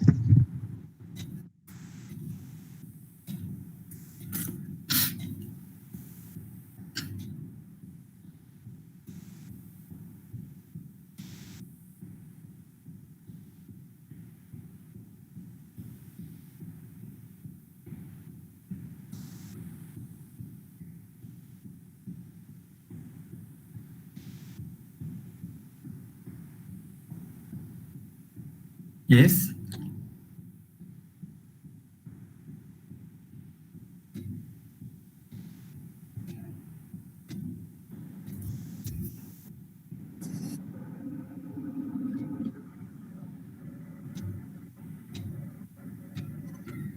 Thank you very much, sir, for the interesting presentation on effective reading for language acquisition. Sir, through your lively dramatic expression and articulations in your talk, no doubt you have inspired our listeners. Thank you once again, sir. Thank you, madam. Thanks a lot for having given me this opportunity, wonderful opportunity. Right? I'm happy being with all of you.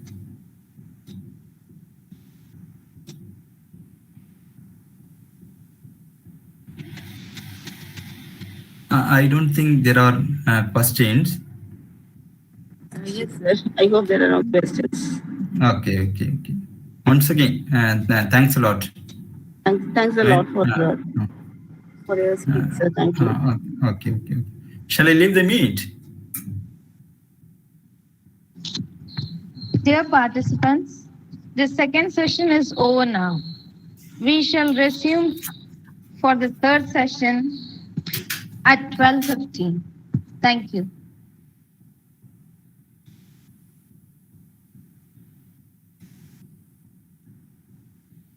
Uh, Hope I can leave. So you shall leave now, sir. Thank you, sir. Thank So you, sorry, thank you, thank you. some of the audiences have asked for your mail ID and phone number, sir. Sir, can you provide your mail ID, sir? Yeah, my mail ID is already given. Anyway, you can note it down. We will post it in the live chat. Okay. One second, one second. Um,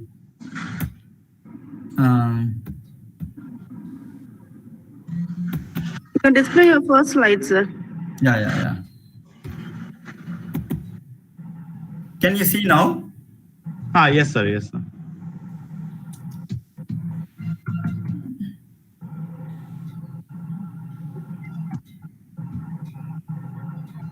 Maybe you can take a screenshot.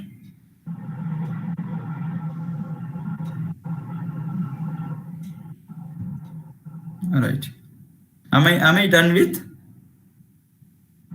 Yes, sir. Okay. I'll Thanks a leave lot, sir. now. I'll leave now. Thank you all. Thank you, sir.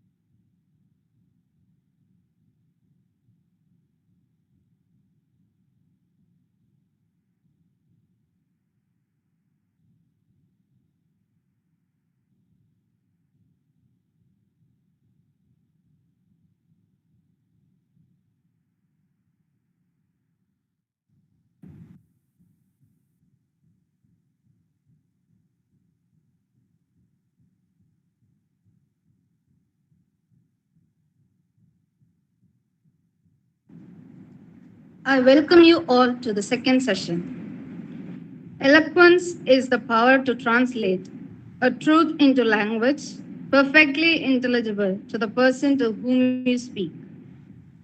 Welcome to session 2 for this international symposium on topic Conflux of Language and Literature. Now I invite Ms. Gracia from First MA English Literature to introduce our guest speaker for the session, Dr. Sita Balakrishnan, who is a language instructor at the University College of Adayar, Jazan University, Saudi Arabia. I am in great jubilation.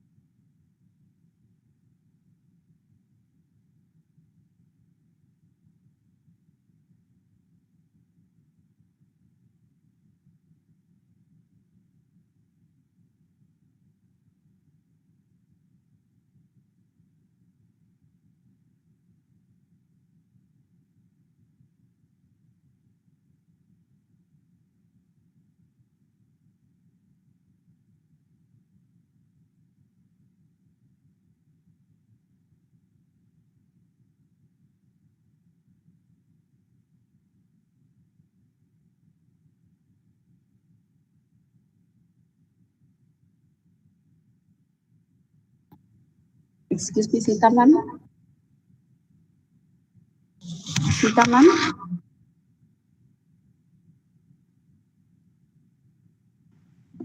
Yes, Sudha, I can hear you. Ma'am, yeah, ma'am, we are very sorry for the interruption, ma'am. Actually, the No girl who was problem. giving the introduction has gone out of the mute due to network lagging, ma'am. In few minutes, it will Okay. be rectified, ma'am. No problem. No problem. Yeah, No problem. yes, ma'am. Thanks a lot. Yeah, ma'am. Thank you. Yeah.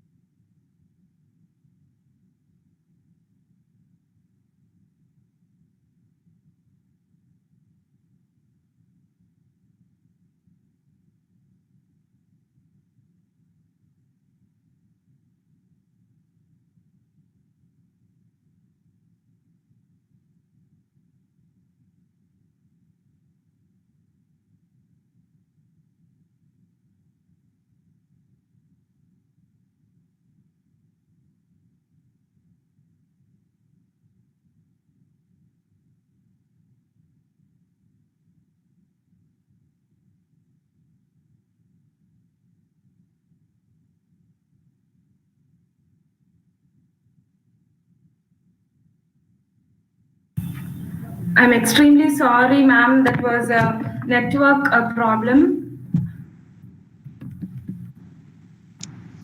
It's okay, Gracia. Yeah, thank you. So yes, ma'am. I'll welcome you, ma'am. I'm sorry. No problem. I am Thank in you. great jubilation yes, ma'am. To highlight the speaker of this enticing day, Dr. Sita Balakrishnan. She pursued her undergraduation and post-graduation in Emerald Heights College for Women, Ooty, and PSGR Krishnamal College for Women, Coimbatore, respectively. Her area of specialization was American fiction in MPhil, and she holds a PhD specialized in the same stream. She has a diploma in virtual online teaching and has passed the TESOL Canada board exam. She is currently in University College of Deir, Saudi Arabia, as a LSRW trainer. The various responsibilities she holds in the campus are reviewer of the online journal The Criterion, a member of the Examination Evaluation Committee, e-learning unit, and the timetable committee. She has conducted many workshops and has been a resource person and also an attendee in many seminars, workshops, and conferences. Her various paper presentations mark a sense of distinction in English literature. It includes research methodology, woman marginalized, from mirth to misery, from retreat to revelation, and many more. Now, I invite Dr. Sita Balakrishnan to deliver her lecture on the topic Literature Source of Succor. Please, ma'am. Thank you, Gracia. Thank you for that introduction. So, am I audible to everyone? Ma'am, yes, ma'am. Okay. Okay, Sudha, thank you so much. Yeah, ma'am. So, I just, to begin, I just take this opportunity, and of course, indeed, it is a pleasure imparting knowledge to the students, and I'm really happy to be doing this. And I take this opportunity first to thank the management of PSG Arts and Science, Autonomous, and Dr. B. Bharati, the head of the English department, Dr. M. Divya, the organizer, the staff coordinator, Professor Sudha, and all the members involved in conducting this one-day virtual international symposium. And wish you all success. And I also take this opportunity to thank my mentor, Dr. Divaka Thomas, and he's been a constant support and encouragement for me. So I really thank you, sir. So let me start with this session, and I'm going to share my presentation now.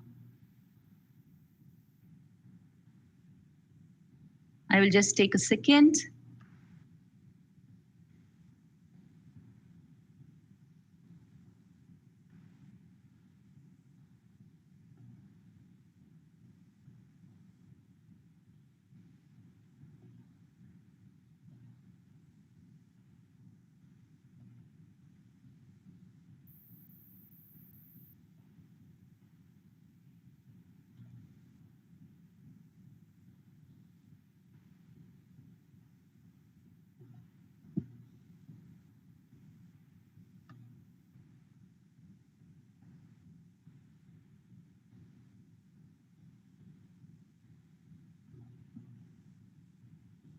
One second, I'm just sharing my PPT.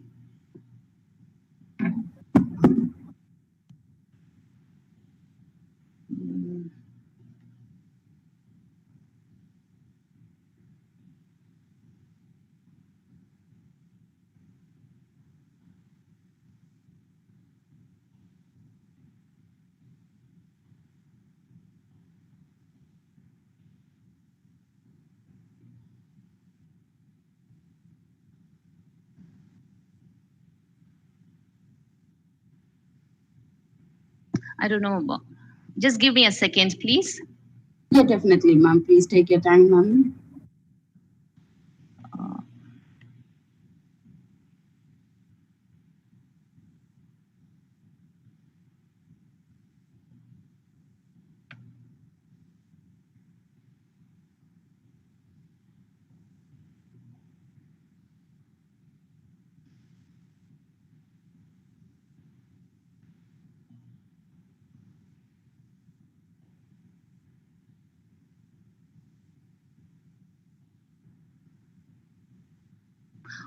Actually, I'm doing my entire screen here. Do I need to share my window? Yes. Is it visible now? Everyone? Sorry, ma'am. No, ma'am. Yes, ma'am, it's visible. It's visible? Yes, ma'am, it's visible now. Okay. Yes, ma'am. Thank you. Thank you, Manoj. Okay, now this is my full screen. Is it visible? It's visible, ma'am. Okay. So anyway, thank you everyone for giving me this opportunity. And the topic for today's presentation is literature, source of succor. All of you are from the literature background. We have undergraduate students, postgraduate students, we have teachers here. So all belong to the literature background, and you have an idea about what literature is. But then I would like to give an introduction about literature in my first 2 slides, and then move on to the main topic, the source of succor. Now, for the introduction, literature, what do you call as literature? What is literature? As students, as teachers, all of you will know that we know that literature is any collection of written work, especially art forms like prose, fiction, drama, and poetry. Now, I am connecting literature to something called source of succor, keeping our present situation in mind, the pandemic situation. So keeping that in mind, I have prepared my PPT, and I'm going to explain what it means for literature to be a source of succor. So what is a source? Source is a place or a person or a thing from which something originates or can be obtained. You can get something from this particular, something from where it originates. That is what you mean by source. And what is succor? Succor is assistance and support in times of hardship and distress. So here, my point is that this hypothetical sentence that I'm going to place before you all is, how does literature save the purpose, or serve the purpose of giving support during the times of hardship and distress? Now we have, to begin with, as I told you, I'm going to give you a general introduction about literature and then move on. We have the different genres of literature. We have the main genres like the drama, we have the fiction, we have non-fiction, we have poetry, and under each we have the subgenres. And under drama we have comedy, we have tragedy, and all of you know the different comedies and tragedies by Shakespeare. And we have fiction, and under fiction we have the subgenres. We have fantasy, like you have books like Alice in Wonderland and Harry Potter, the Lord of the Rings. You would have read Harry Potter, of course. So all these come under fiction, and that too under the fantasy fiction. And then you have folklore books like Adventures of Robin Hood or Little Red Riding Hood or the Greek myths. And then we have the historical novels like War and Peace by Leo Tolstoy, or The Diary of Anne Frank, The Diary of a Young Girl, written by Anne Frank. And then we have the mystery novels like The Hound of the Baskervilles and The Murder on the Orient Express. Then we have few realistic fiction like The Fault in Our Stars. Many would have watched the movie The Fault in Our Stars.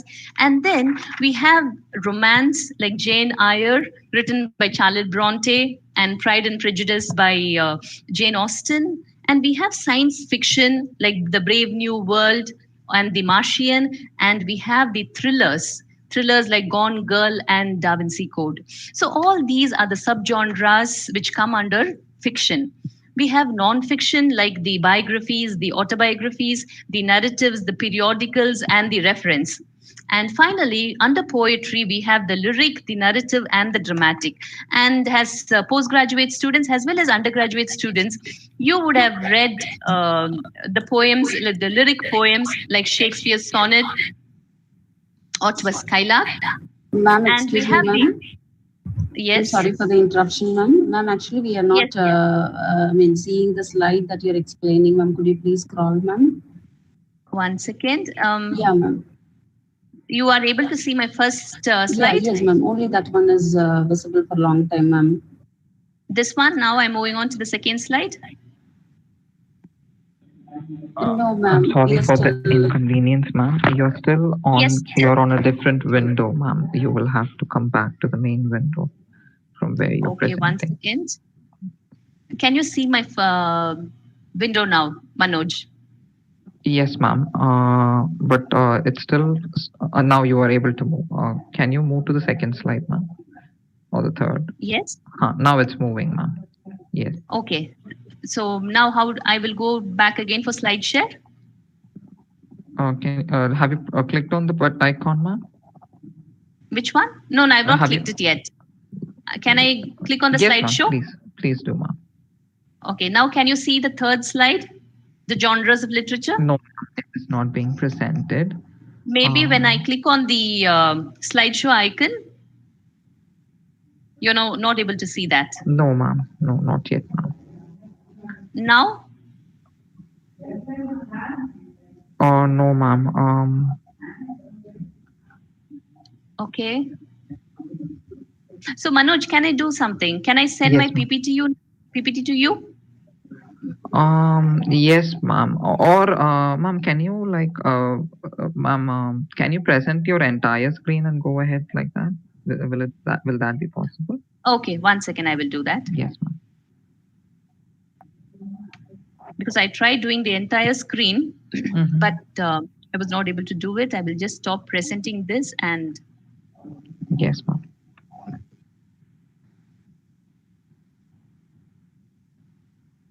because when I click on the entire screen, my window is not seen here.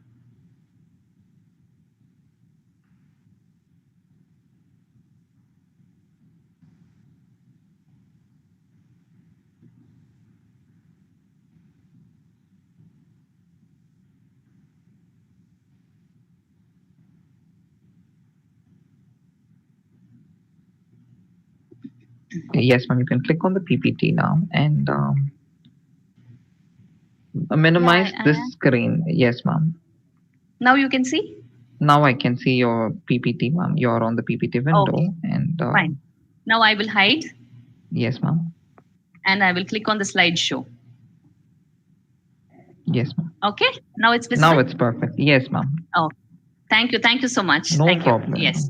That's my Okay, so this was the introduction which I gave for literature, source, and succor. And now I spoke about the genres of literature. I spoke about drama. I spoke about fiction. And I think my voice was audible, right? It is only my PPT was not visible. Yes, ma'am. Your voice was Okay. Now, I was speaking about telling about the genres of literature, and I spoke about drama, then about fiction, and under fiction, I spoke about fantasy, folklore, historical, mystery, realistic fiction, romance, science fiction, and the thriller. And under non-fiction, we have the biographies, the autobiographies, the narrative, the periodicals, and the reference. And coming to poetry, we have the lyric, the narrative, and the dramatic. And lyric poems, you would have read Shakespeare's sonnets and P.B. Shelley's To a Skylark, and narrative poems like The Raven by Edgar Allan Poe, Odyssey by Homer, or The Rime of the Ancient Mariner by Samuel Taylor Coleridge, or the dramatic poems like the My Last Duchess by Robert Browning or Ulysses. So these are the various subgenres, the genres and the subgenres that come under literature. Now, coming to the main point of my presentation. If you can see this picture, what has happened to the world now? The world is temporarily closed. And in this particular current situation, how can I relate literature to this? Why am I showing you this picture? What has happened to the world? And how does literature play a part in this particular situation, in this particular pandemic situation? And here, I would like to stress that literature allows a person to step back in time and learn about life on earth from the ones who walked before us. See, this kind of situation is not new to mankind. It has happened centuries ago, few years back, few months back, in certain places. And when we read literature, we can relate this particular situation to what happened earlier, few centuries back. And literature is something that will help us know what actually happened. It is a record. And apart from record, you can ask me, if it is a record, then it's going to be history. No, history can give you only statistics. but literature is going to tell you what each and every individual felt or suffered or experienced. And literature is something that, it makes you feel. History can only give you statistics, but literature is something that can make you feel. And we can gather a better understanding and have a greater appreciation of them if we learn literature. And we learn through the ways history is recorded in the forms of manuscripts and through speech itself. And we have few speeches where we can hear and understand what actually happened during those days and how we can relate those occurrings to the present condition. Moving on, what can literature offer to the world in times of crisis? So at present, we all can relate to this. We all are facing a similar situation. So in this particular situation, what can literature offer to the world? Literature has always held a prominent place in helping to define who we are as human beings and in enriching our lives. And this is all the more apparent during moments of crisis like the current COVID-19 pandemic.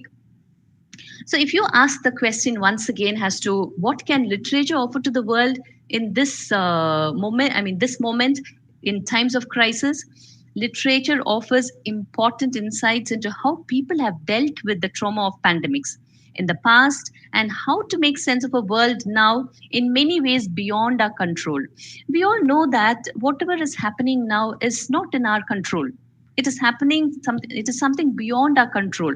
So how do we accept it? Do we accept it, or do we deny it, or do we just sit and think that, oh, this is not going to happen to me, it is going to happen to someone else, and it is not going to happen to me? We all know that the situation is not that. Today it can be someone in the east, tomorrow it can be someone in the west or the north or the south.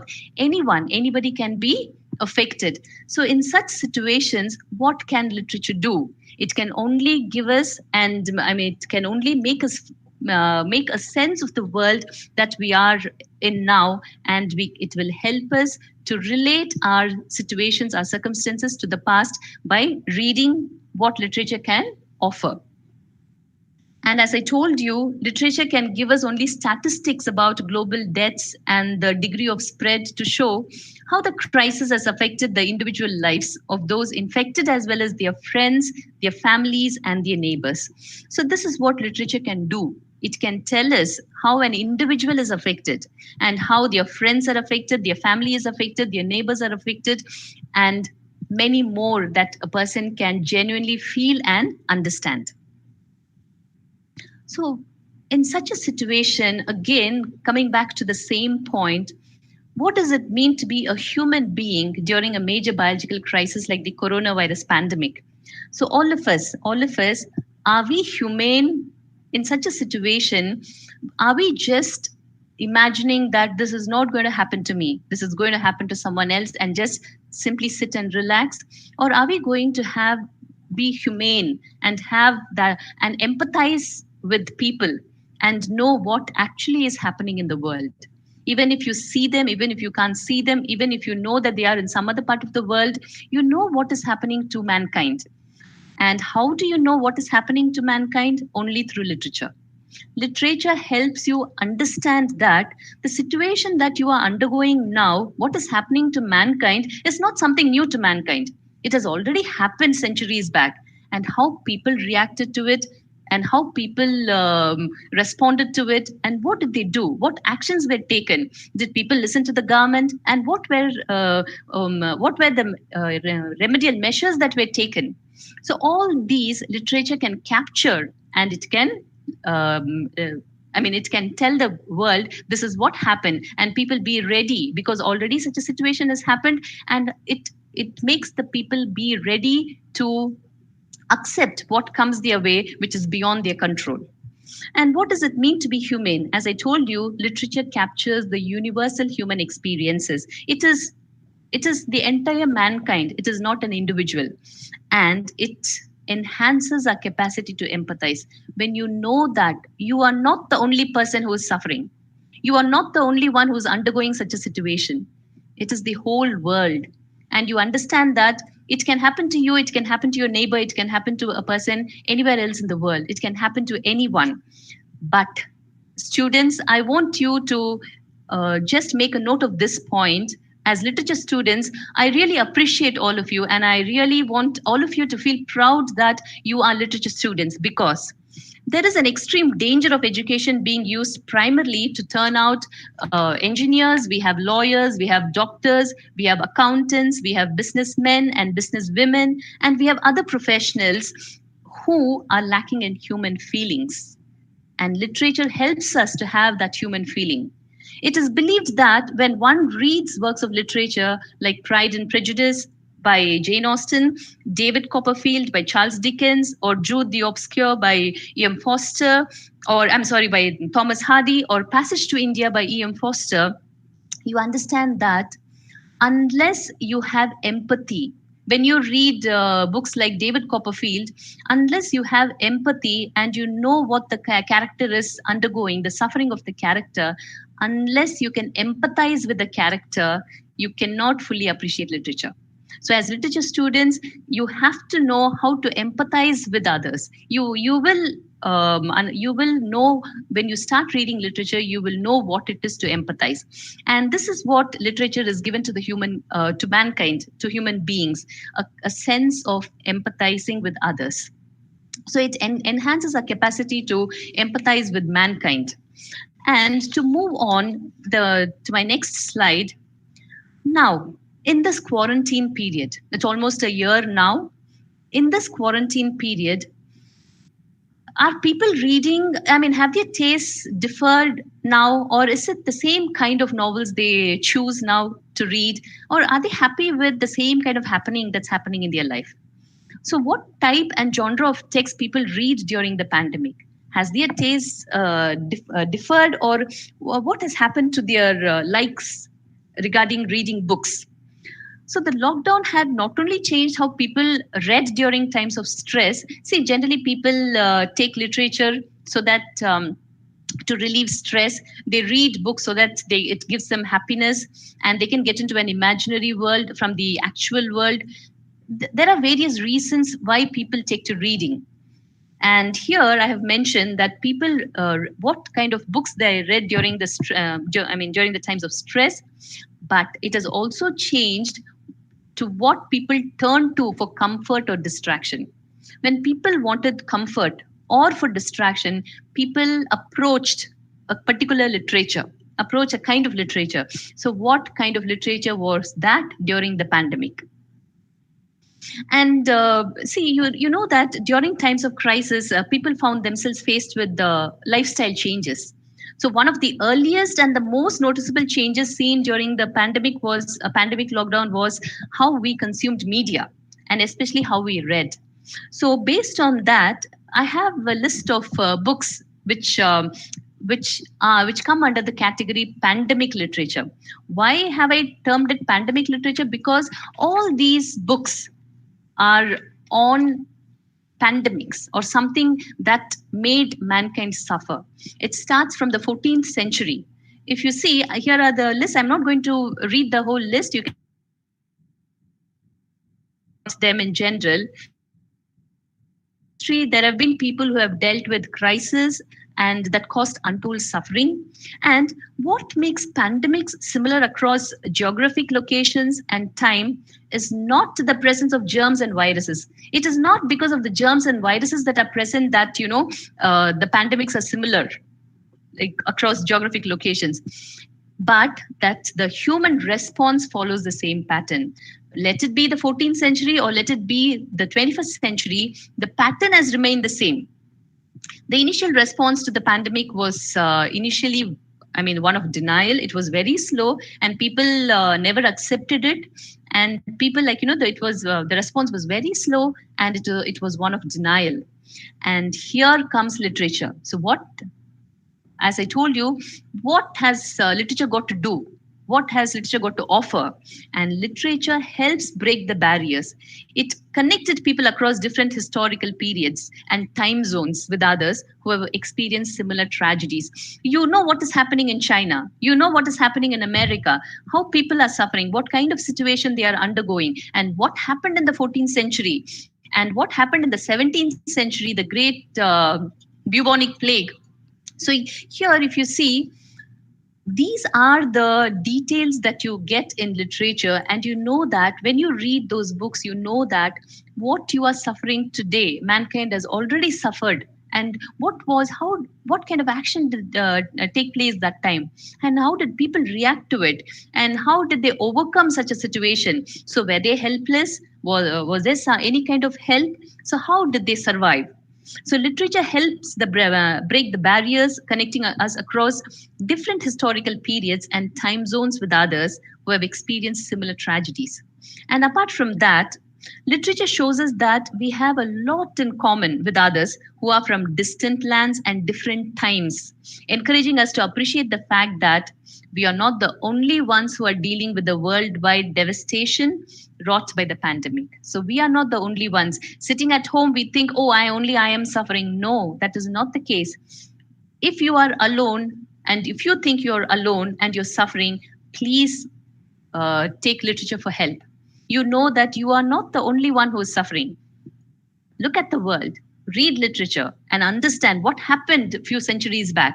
How did people accept it? How did they, whether they denied it initially and later on, how did they accept it? And what was the outcome? Go through that. And as I told you, if history has illustrated the effect of pandemics on whole communities, if you take history, you know, okay, this particular century, this particular thing happened. If you go to history and if history is giving you the illustrations of pandemics on the whole community, then what has literature got to do? Literature will give you a more intimate view, an intimate view of what happened to an individual, what happened to a writer, what happened to his family, what happened to the society. You get a more intimate view. And people during the pandemic days, they found comfort in certain books, and genre preferences changed during the periods of stress. And during this period of stress, people really felt comfortable reading few books according to their likes. And now coming to the list, actually, you know, there has been a sharp uptick in the popularity of literary works dealing with plague, and people started reading about, no more romance. And during the pandemic days, they were not interested in all that. What were they more interested? They were interested reading about the plague, the epidemics, and other forms of biological crisis. And I'm just going to give you one example of Daniel Defoe's A Journal of the Plague, because I will not have time to discuss about all the works. I'm just going to give you a gist of Daniel Defoe's A Journal of the Plague Year, which was written in 1722. So here, the Journal of the Plague Year describes the bubonic plague of 1665, which wreaked havoc on London in what became known as the Great Plague of London. And if you have heard the term, the Great Plague of London, you know what happened in the 17th century. And Defoe tells the Londoners were subjected to the most aggressive measure. Imagine this happened in 1665 in the 17th century, and Defoe clearly tells what happens to the Londoners those days. They were subjected to the most aggressive measure taken by the city of London in 1665 by forcing all the infected individuals to be locked in their homes with their families, even if their family members were not sick. So we are experiencing the same situation, aren't we? We are also undergoing the same situation. What happened? It was not only the infected person who was going to be locked up, it is also their family members who were not sick, actually. And Defoe's book emphasizes that the most prevalent way the contagion spread was via asymptomatic individuals who carried it. Asymptomatic, you never know whether the person is affected or not. He keeps moving around in the society without a mask, without taking any precautions. He keeps moving in the society. We never know. He's in the bus, he's in the, in the market, he can be anywhere. And it was because of these people that the virus spread even more. And the relationship between, if you see now what Defoe wrote so many years back, if you see the relationship between Defoe's novel and what we are experiencing now, is so startlingly clear that it feels indeed strange to remember that Defoe was describing a pandemic that happened so many years ago. Can you ever imagine the same situation we are undergoing now? And Defoe had written about a similar situation so many years back. We can't imagine that. So these are other books. You can just make a note of it on pandemic literature. And it tells about plague and flu and various other difficulties that mankind faced before this pandemic. And these are the books. I've just given you the picture of all the books here. Okay, now I have a short video. Students, you have to know what is the importance of literature and what can literature do during the times of pandemic. Kindly watch the video and I will get back.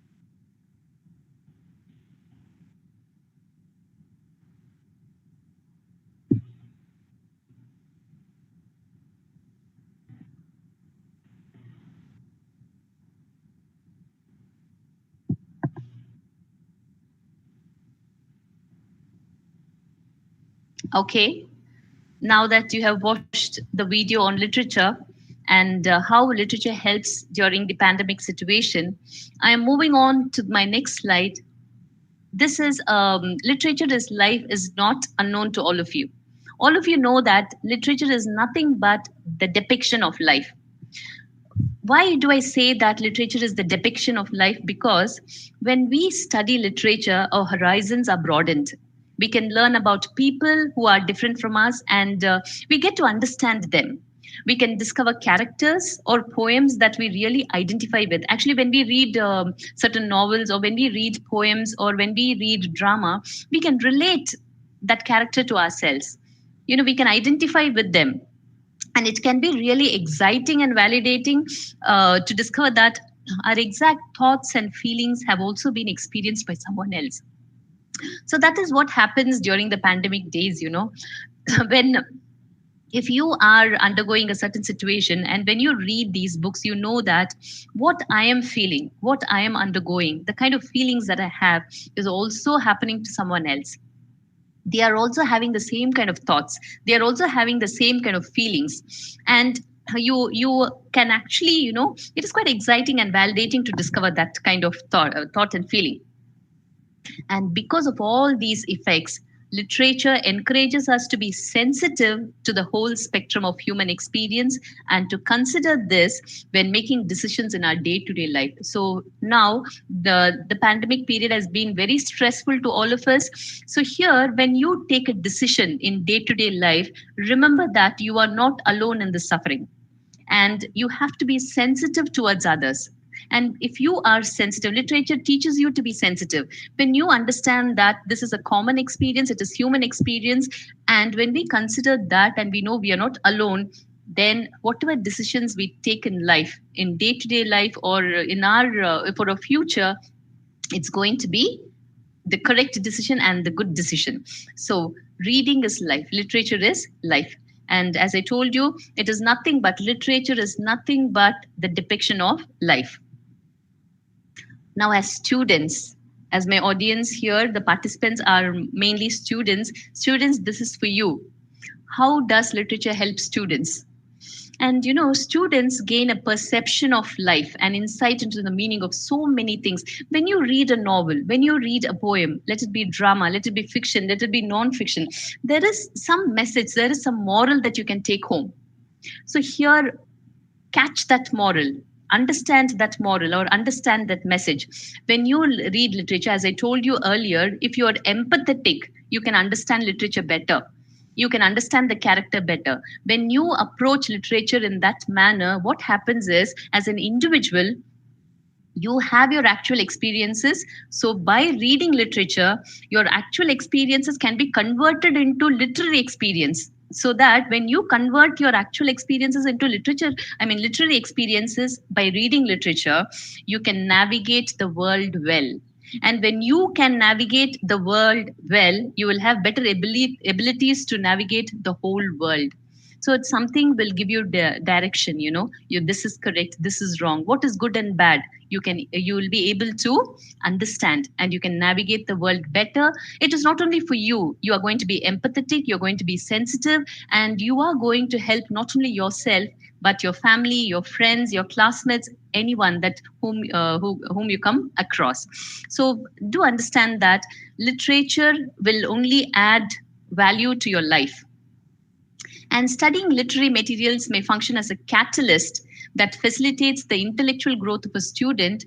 And apart from that, it will help you to interact, to share, and exchange your views and opinions with your friends, with your classmates, with your teachers, and with people whom you approach, where they can have a discussion about literature. So students, if you want to navigate the world well, and if you want the ability to navigate the world well, start reading. This is what literature is all about. Now, all these slides I have told you about literature, but as the title suggests, the symposium title suggests, it is a conflux of language and literature. So I would like to bring in the language part also here. Language learning. In language classrooms, how does literature play a role here? Language combined with literature helps in learning the 4 basic skills in an integrated way that might enhance the students' understanding of other subjects too. I think you will agree with me that if you don't know English, how are you going to study other subjects? How are you going to understand other subjects, like let it be science, let it be maths, let it be anything? How are you going to understand what the subject is about? So the language is important for you to understand the other subjects too. And apart from that, when you learn a language, if you are going to learn the 4 basic skills, reading, writing, grammar, listening, speaking, if you are going to read and understand these skills without any interest, it is not going to serve the purpose. So literature can make the language classroom more lively. It can make the ESL and the EFL classroom, English as a second language, English as a foreign language classrooms, more effective. And these classes can become more effective only when you add literature to these classrooms. Why do I say that? How can you add literature to the classroom? Anyone can ask me, ma'am, why do you think that literature has a role in language? Yes. If you give a student a word, if you give him a word and ask him or her to understand the meaning of the word, that to a foreign student, because you're going to teach English to a foreigner or as a second language, when you are going to just give him a word, vocabulary, or just a sentence or just a phrase and ask him to understand it, he may not understand it completely. He may not have the understanding of what it means in his culture or in his society or in his language. So what do? You bring in literature into it. When you give him literature, when a person reads novel, he can understand the feelings. When a person reads poem, he can understand the rhythmic pattern. He can understand the words. His vocabulary will increase when you give him the reading part. Any novel or anything to read, it enhances the student's understanding of other subjects too. Similarly, each and every work will be understood well when you include literature into it. So language and literature always go hand in hand. You cannot separate both of them. I agree that, I know that all the language teachers will agree that literature plays a vital role, and the literature teachers will agree that language also plays a vital role in literature. And language and literature always goes hand in hand. Now, moving on to the next slide, in ESL and EFL classrooms, how does literature play a significant role? Literature, of course, plays a significant role in language learning and development, and it is a tool used in English teaching because teaching as a second language or foreign language, because language learning what happens is when you include literature into language learning, it not only enriches the experience, but it also serves as an authentic material, because you are giving real life situations there. You are not giving something that is imaginary, which a person cannot relate to. You see, now I am sitting in Saudi Arabia. I am from India, but I am teaching students who are in Saudi Arabia. I have to know their culture, and I have to give them examples of what is happening in Saudi Arabia. I cannot give them an example of what is happening in India, because the students may not relate to it or understand it, or I cannot give any other example what is happening in China or Japan. I need to give them examples of what is happening in Saudi Arabia. I need to read about Saudi Arabia. I have to read about the culture, and I have to give those as examples, so that even if I give a word in English, they are able to relate to it. So you have to do a bit of reading about the culture, and that is literature, and then give examples so that you can easily relate to it. Suppose speaking about Indian students, if I can say, now that all of us are in Tamil Nadu, we can easily relate ourselves to whatever is happening in Tamil Nadu. By chance, you're giving an example of something that is happening in Northeast or something that is happening elsewhere. Unless you read the news, or unless you have a better understanding about all the states, you will not understand if a teacher gives an example. You should know, unless you have read literature and unless you have known the words that are there in the books, you can relate yourself to that particular word. So language cannot act all by itself. It has to have the support of literature to make the class quite interesting, and as well as, so that the students can comprehend it well. And as the literary texts get the central focus of attention, the learners become active participant. That is what is needed. When is a class success? When do you consider a class a success? Only when you have conveyed the right message to the student, and the students understand it, and the students have reacted to it, and the students have been active participants in your class. Only when the students are actively participating in your class is a success. And even more, if the students are foreign learners. It is an ESL classroom or an EFL classroom. Unless the student understands, then your class is not a success. So see to it that all the students are actively participating in the language classroom through literature, with the help of literature. And one more thing that I would like to stress here is, why do you need language? Language is only to comprehend. It is a source of comprehension. But what is literature? It is a source of inspiration. You need literature to get inspired. You need language only to comprehend. So students, please understand, you learn a language, it is to comprehend something. When you learn literature, it is to get inspired. It is an expression about the social or philosophical or theological or whatever sort of ideas. Okay, anything under the roof. But to have an understanding, you need literature. And literary elements like prose, poetry, novel, drama, all these are incorporated into the language curriculum as a means to develop. Because when all these are included in the language curriculum, only then you will have an idea about the cultural and the intercultural consciousness among the learners, and this will enrich their experience. So, literature plays a vital role in language classrooms too. And before I move on to the majors for English language and literature students, I would like to tell that many people think that people, if they cannot choose another subject, they choose literature. Not so. English is not for a person who cannot get any other major. It is a false belief. English students who have taken up English as their major, they have lot of openings for them, and you have lots to give to the world, and you have all the qualities that are required as a human being, plus all the qualities that and the abilities that are required for the employer to employ you. So the kinds of skills one learns while studying literature, like the critical thinking, interpreting complex information, articulate self-expression, cogent writing, persuasive argumentation, research strategies, all these are present in a literature candidate. So what is analyzing and evaluating? It is like, to when it comes to critical thinking, you have the analyzing and the evaluating part, where you can form a judgment, and then you have to articulate what you feel. And cogent writing is to write very clearly to the point, a very convincing writing. When you write to the point, it's called cogent writing. And what is persuasive argumentation?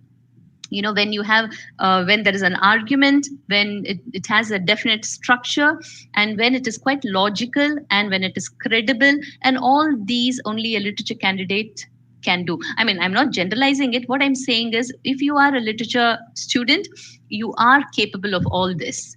And research strategy, you know how to go step by step.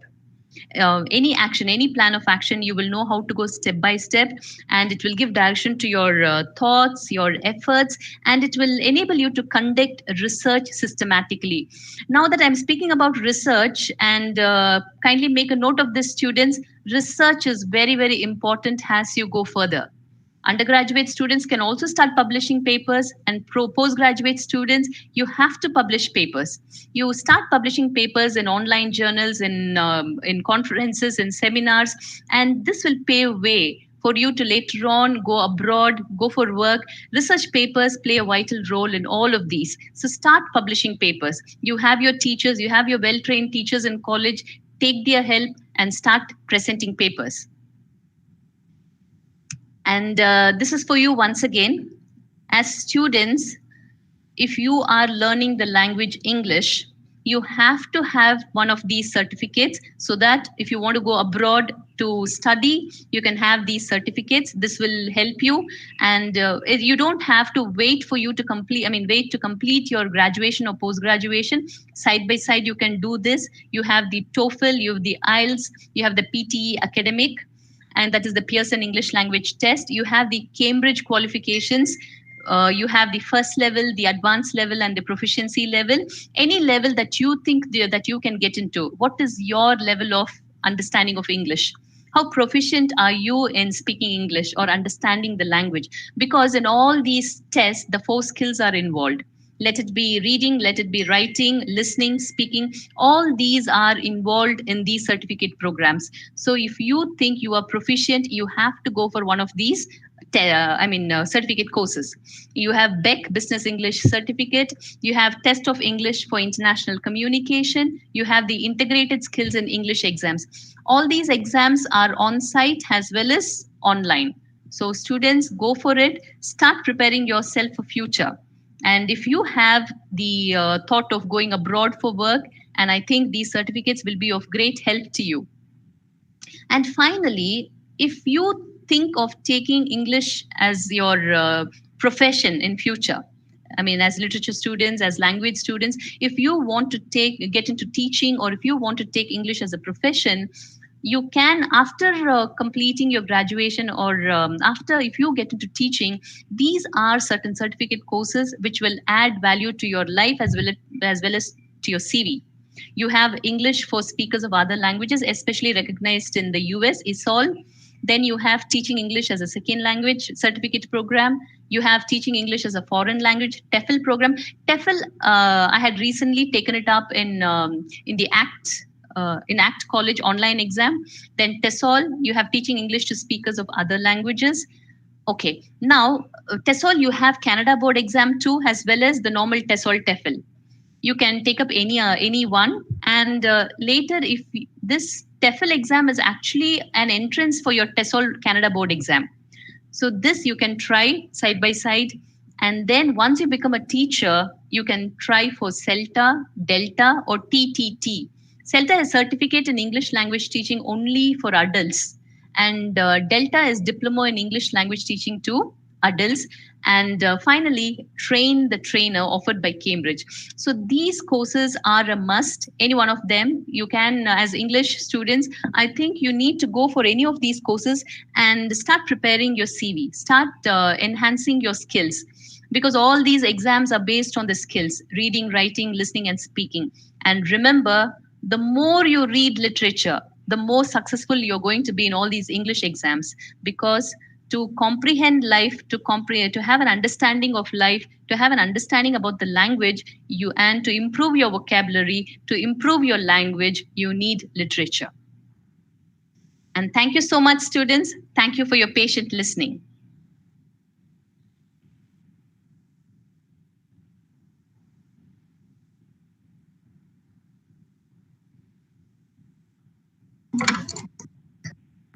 Thank you, ma'am. Thank you, Sudha. Now it is open for discussion. Dear participants, Okay. if you have got any queries, you may very well post it to ma'am.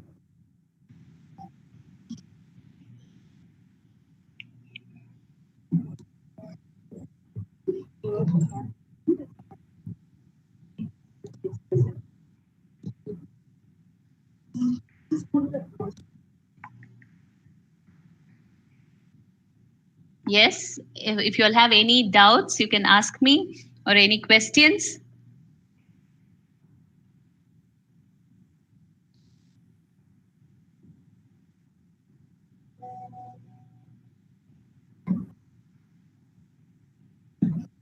Ma'am, actually here one of the students has asked for the the material that you have actually shared with us, ma'am. I do not know whether it is possible for you, but then it has been requested by one of the students, ma'am. What material, Sudha? Probably I mean, the PPT, you mean? Yeah, ma'am, exactly the same. Okay, yes, I will share it. If you don't mind, yeah, ma'am. If you don't mind, please share Yes, it sure. with us, ma'am, so that. Yes, ma'am. Sure. Thank I you so will send much, it to you in the WhatsApp. Yes, ma'am. You have the group here. I will send it there. No problem. Oh, yes, ma'am. Thank you so much, ma'am. And any doubt regarding the courses, the certificate courses, anything, anytime you can, any student can ask me. And I mean, they can give you the question, and you can ask me anytime. Definitely, ma'am. We shall just get to know if there are any such questions. We shall definitely post it to you, ma'am, so that they can receive the right appropriate replies from you, ma'am. Sure, sure. Since there are no questions, we shall just proceed, ma'am. Okay, thank you so much. Thank you for the opportunity. Thank you, everyone. Thank you so much for the relevant presentation, ma'am. The way you have imparted the knowledge on the topic, literature source of succor, is quite admirable, especially emphasizing on the need to be empathetical and humane during the pandemic crisis we are living with now. And you never fail to remind us that literature is life and also source of inspiration aptly. Okay, thank you, Sudha. Thank you so much. Thank you very much, ma'am.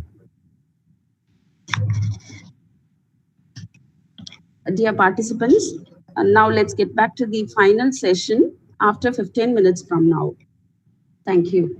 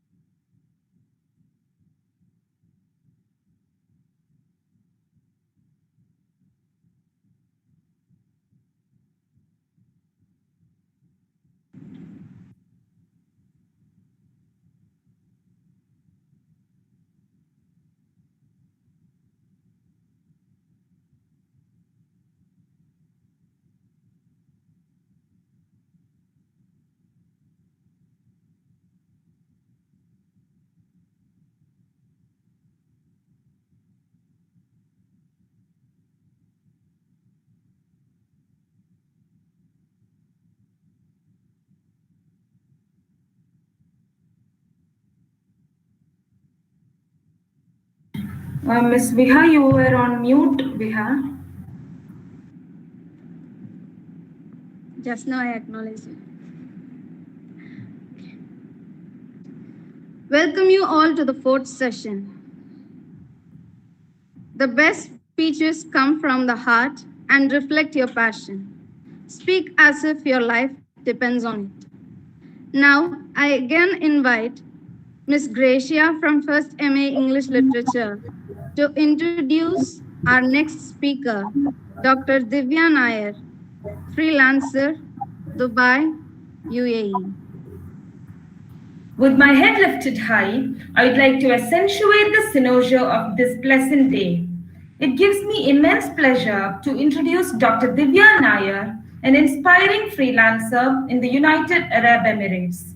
She completed her MPhil in English literature and is a PhD holder in the same from Bardiyar University. She had 5 long years of experience in teaching, both at college and school levels. Her teaching experience also constitutes 2 years in Kongunadu Arts and Science College, Coimbatore, and 3 years in various reputed schools in Dubai. Dr. Divya has passed her BEC preliminary, both Vantage and high levels in merit. The Indira Gandhi Scholarship Award for her excellence in education is a remarkable note in her profile. Dr. Divya will now enlighten our minds on the topic prominence of speaking skills. We are all intently waiting for your exceptional words, ma'am, please. Wow, thank you so much for the wonderful introduction. Good afternoon, everyone. Before starting today's session, I would like to thank a few distinguished people. I would like to thank Dr. Brinda, Principal of PSG College of Arts and Science College, Dr. B. Bharati, the head of the department, Dr. Divakar Thomas, my guide and mentor for his valuable guidance, Dr. Divya, Professor Sudha, and all the other organizers and participants for giving me this opportunity and also for sparing their valuable time to attend this one-day international symposium. So without much ado, I'll start today's session. I hope you, if anybody can just let me know if they can see my screen.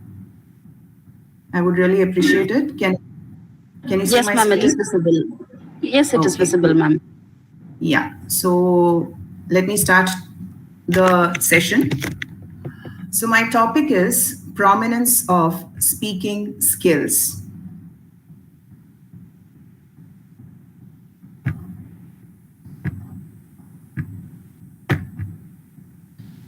Yeah, so what does prominence of speaking skills mean? In our day-to-day life, the speaking skill plays a very important role, isn't it? When we meet a person or when we address a public, we don't write or read to them. We have to speak whatever ideas or thoughts or suggestions we have to put it across through words, isn't it? So how much important speaking skills are in our day-to-day life is what I'm going to discuss today. So before I'm going to start my session with a wonderful quote by Winston Churchill, which I found very interesting and at the same time very prominent to my topic. It is, courage is what it takes to stand up and speak. Courage is also what it takes to sit down and listen. It's, I really, as a person personally, I really found it interesting because it takes a lot of guts, courage to speak when a person gets a chance to speak. For example, in the class, when you are sitting in the class and the teacher all of a sudden says, she just gives you a topic and say, speak for 1 minute about this particular topic. For a second, it's a basic human tendency to step back and you'll be just pointing to the other person, isn't it? You'll be like, I'll take my time, let the other person speak before me, isn't it? That's a basic tendency. Until and unless you're a good orator, you have that confidence in you, and you're confident that in that spur of moment you can talk, or you can talk on your feet. That means without even taking a moment to prepare, you just get up and you speak. Otherwise, you'll take a moment's time, you'll think about the topic and what to talk, what not to talk. So that kind of mental preparation goes through for speaking until and unless you're a very good orator or a speaker or a leader, isn't it? So, courage is what it takes to stand up and speak, and it is also what it takes to sit down and listen. As audience, rather than like when a person is speaking and you're dozing off, does it give a positive response to the person who's speaking? No.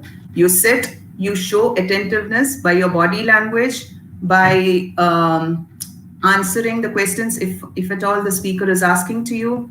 So all this plays a very important role in listening and speaking skills.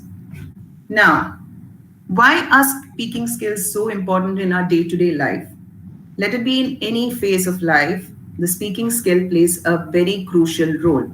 You should be able to communicate effectively, because among all the four skills, reading, of course, listening, reading, speaking, reading, writing, everything is interconnected. Speaking, it plays a very crucial role because you have to speak, put it across in your words with correct pronunciation, correct pause, because you can't just speak as if you are rushing to get a train, isn't it? You have to speak in a way that the audience can understand, grasp what your ideas are. The most effective way to communicate is through speech, as I said. All the four skills, language skills, are interconnected. Listening, speaking, reading, writing are all interconnected. Listening, for example, I'm not going much in detail because our prominent speaker today morning, Dr. Sita, had elaborately enlightened us with the major distinguishing factors, how it works, isn't it? So I'll just give you a gist of it. You listen to this person who's talking. As adults, we become very conscious, but as kids, as babies, when you take, for example, babies or toddlers, they just look at the way you talk, isn't it? They look at the way, they observe what you are saying as parents or any person from your family or anybody who they come across. They just look, they see the lip movement, they also start slowly imitating it. They have no clue what you're talking initially, isn't it? They just repeat it without any they're not shy. They don't feel, oh, will that person, the other person laugh? As kids, we find it very cute, we laugh, but do they just start crying or shy away and they just run away? No, they just keep repeating it. So same way, you listen, you start slowly repeating it. But as adults, we tend to become more conscious. We think, oh my God, what if I speak and the other person laughs because I am wrong? We tend to be more conscious. But when you listen, you start grasping the words. Slowly, you then start inside in your mind, or when you're all alone, you start slowly speaking or repeating those words. A foreign language, of course, our mother tongue, it just comes natural to us. But as a foreign language, including English, we have to first listen to the native speaker's way of English or the person who has good command over English. We repeat those words. Class, we repeat when our teacher says, if a new word comes, we start speaking, we start repeating it. Then we start slowly reading. There'll be many new words, like especially in literature, it's like a vast sea. You read and you get hold of, you just grasp so many new words that it'll be just like a big window opening in front of you, and you will be like, wow, I had no idea. Such word has the same meaning of the word which I know, isn't it? So reading also helps. Then comes the writing. All these factors are interconnected. When you get a good command of the language which you are learning, including English, then you're confident enough and you start writing with correct grammatical usage. There are basic rules which you have to follow in each language, isn't it? So all these are interconnected. Now, proficiency in each skill is important. As I said, all these skills play a major role. Then once you are confident enough, then when you start speaking, you become a good orator. Now, how to speak? Speak in such a way that others love to listen to you. What does that mean? You should talk with a pause. You should keep in mind the audience. You should talk in such a way that you yourself are interested to put across your thoughts. rather than like, oh, I have to speak, so let me speak. And if your body language is in that way, and the way you put across your thoughts is like very boring and not a positive way, the audience will also equally respond back in the same way, isn't it? So you should talk in a way that the audience are interested in what you talk. And the audience also play a very important role. The listener also plays a very important role. They should show a positive attitude towards the person who is speaking in front of them.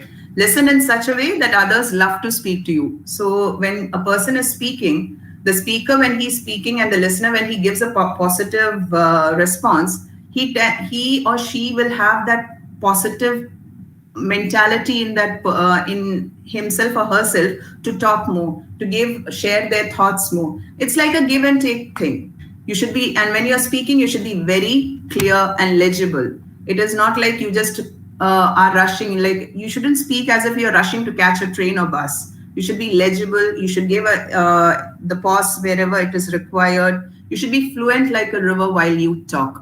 Like, it should just go on without like a lot of pause. Like, we we are not a native speaker of English, so we tend to think a little bit about a particular topic when we are talking, and we'll be having a lot of pause. Like, we'll do that gives a negative response, isn't it? That it is a negative attitude, or when the audience listen to those kind of pauses, frequent pauses, once in a while, it's perfectly fine. But once, like, for each and every line, you're giving 4-5 pause in between, that gives a negative attitude, and they'll be like, oh, I think, like, though they are not judging you, it is like your basic human tendency. They'll be like, he or she is not that confident about the topic. Shouldn't be like that. You should just flow like a river. When you're talking, it will be just, so in advance, you have to prepare yourself. The listener should be able to understand what you are talking. Plan it to nail it. What does that mean? When you're speaking, again, the speaking skill, as I'm talking on that topic, you have to prepare in advance, until and unless, as I had told before, you are very confident, you are a very good orator, until and unless you have that skill, which also takes time. It goes like, that particular so-called orator has also gone through that drill of practice, continuous practice, learning of new words. So until and unless you have achieved that skill, you have to keep on practicing. You have to plan in advance. All of a sudden, when the teacher gives you a topic, a random topic, he or she will be giving you time to prepare. Or if it is an impromptu one, there is less time to prepare. But if the topic is given well in advance, you should always prepare for it. These are the few points which you can see on the screen, which you have to keep in mind and then prepare for it. Like these questions, these questions always have to be ticked off. Who's your target audience? To whom are you talking? If it is you are giving a speech, or you're talking about a topic to a student, like a group of students, you have to come down to their level. The speaker has to come down to their level. And who are they? Why are they there? What is it taking place? Where is it taking place? So everything matters. If you're going to give a speech in a college, you have to talk to the audience, like the students. You have to come down to their level. You have to talk in and around the topic. You shouldn't, like, for example, if you're talking about English, you can't just straight away go and talk about what is happening in politics or what is happening in films. Until and unless it is relevant to the topic, you shouldn't just drift away from the topic. What is your goal as a speaker? That should be always there in the mind of a speaker when he or she speaks. What are you planning to give across? What idea are you planning to give across to the listener or your audience? What do you want to convey to the audience? All these factors play a very important role when you are giving a good speech. Then only when all these points these questions are answered, and then you are giving a speech, and the audience, the crowd who is sitting right across you is able to grasp the concept what you're talking, and they are totally focused on what you're talking. That means you have nailed the speech. You have, as a speaker, have become successful. And a small idea is you can add a pinch of humor or and personal touch to keep the audience engaged. When the speaker understands that the audience are like getting less interested in what he or she is talking, you can just always add a pinch of humor to your talk, or you can bring some funny incident based on the topic in your personal, like that has happened in your life. So all that plays a very crucial role while you speak.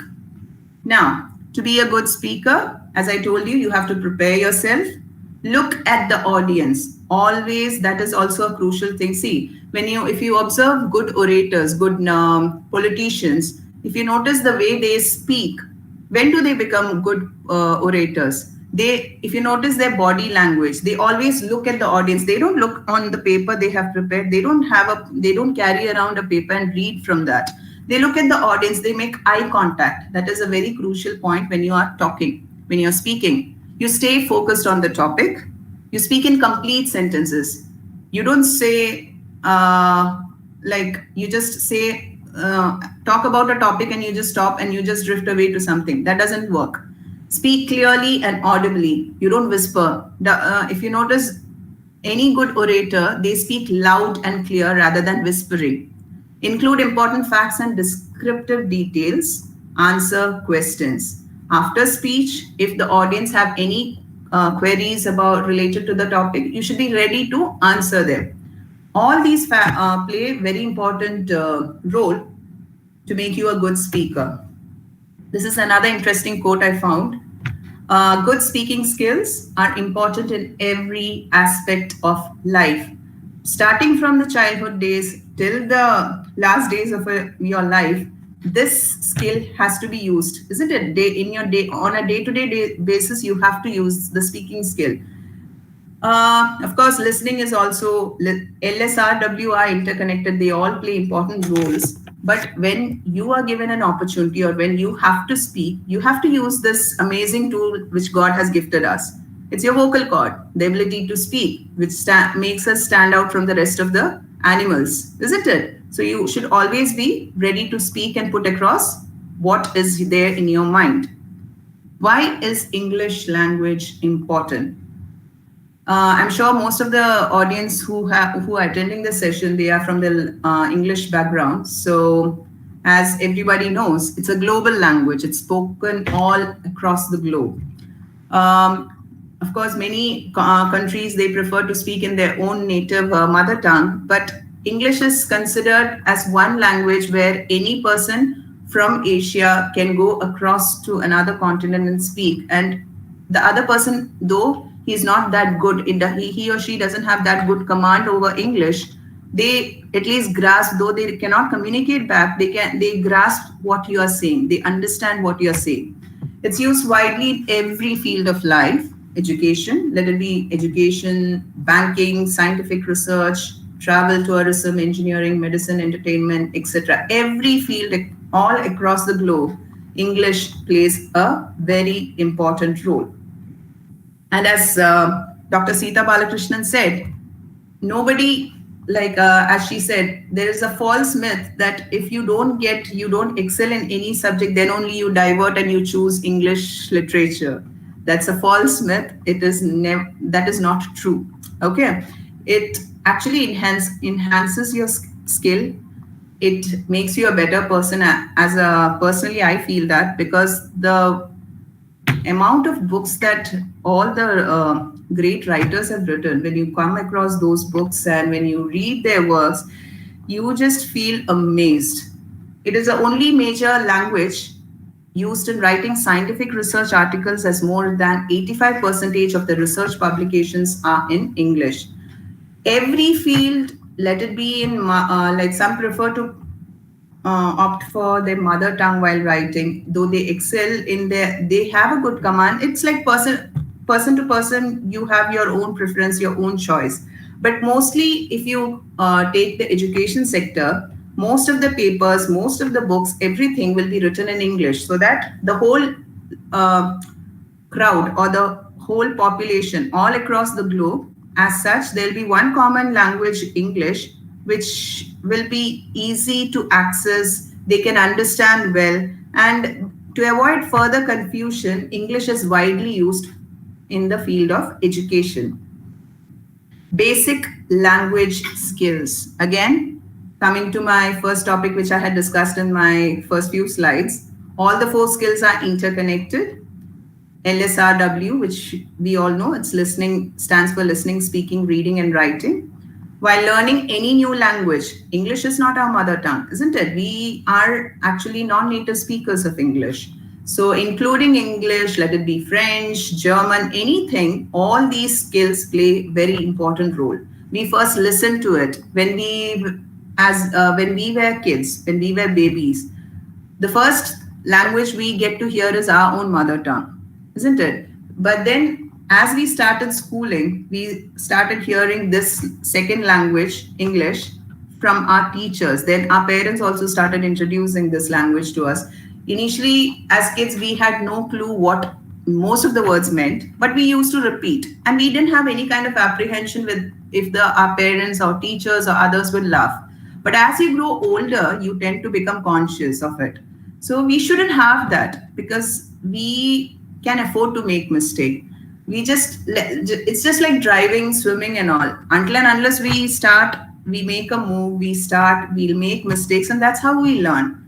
Even English is no less than that. We have to acquire the skill, the efficiency, or the command over English by doing all these skills. We have to listen when the best thing is you get to see or hear the native speakers of English talking. They are like the day they are born, they are hearing this from day one, English, isn't it? So you listen to those it's always better to watch good movies, the prominent channels like BBC and those kind of channels, and you hear and you just grab any new word which comes, just add that to your vocabulary, and you can start speaking. You can speak to yourself initially. You don't have to first the foreign word. You just don't have to. There is no hard and fast rule. You should apply it to the crowd or to your friend and all. You speak to yourself.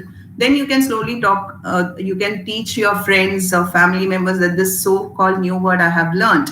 Why don't you also repeat it? So it's like a give and take. Eventually, you try to repeat what you hear.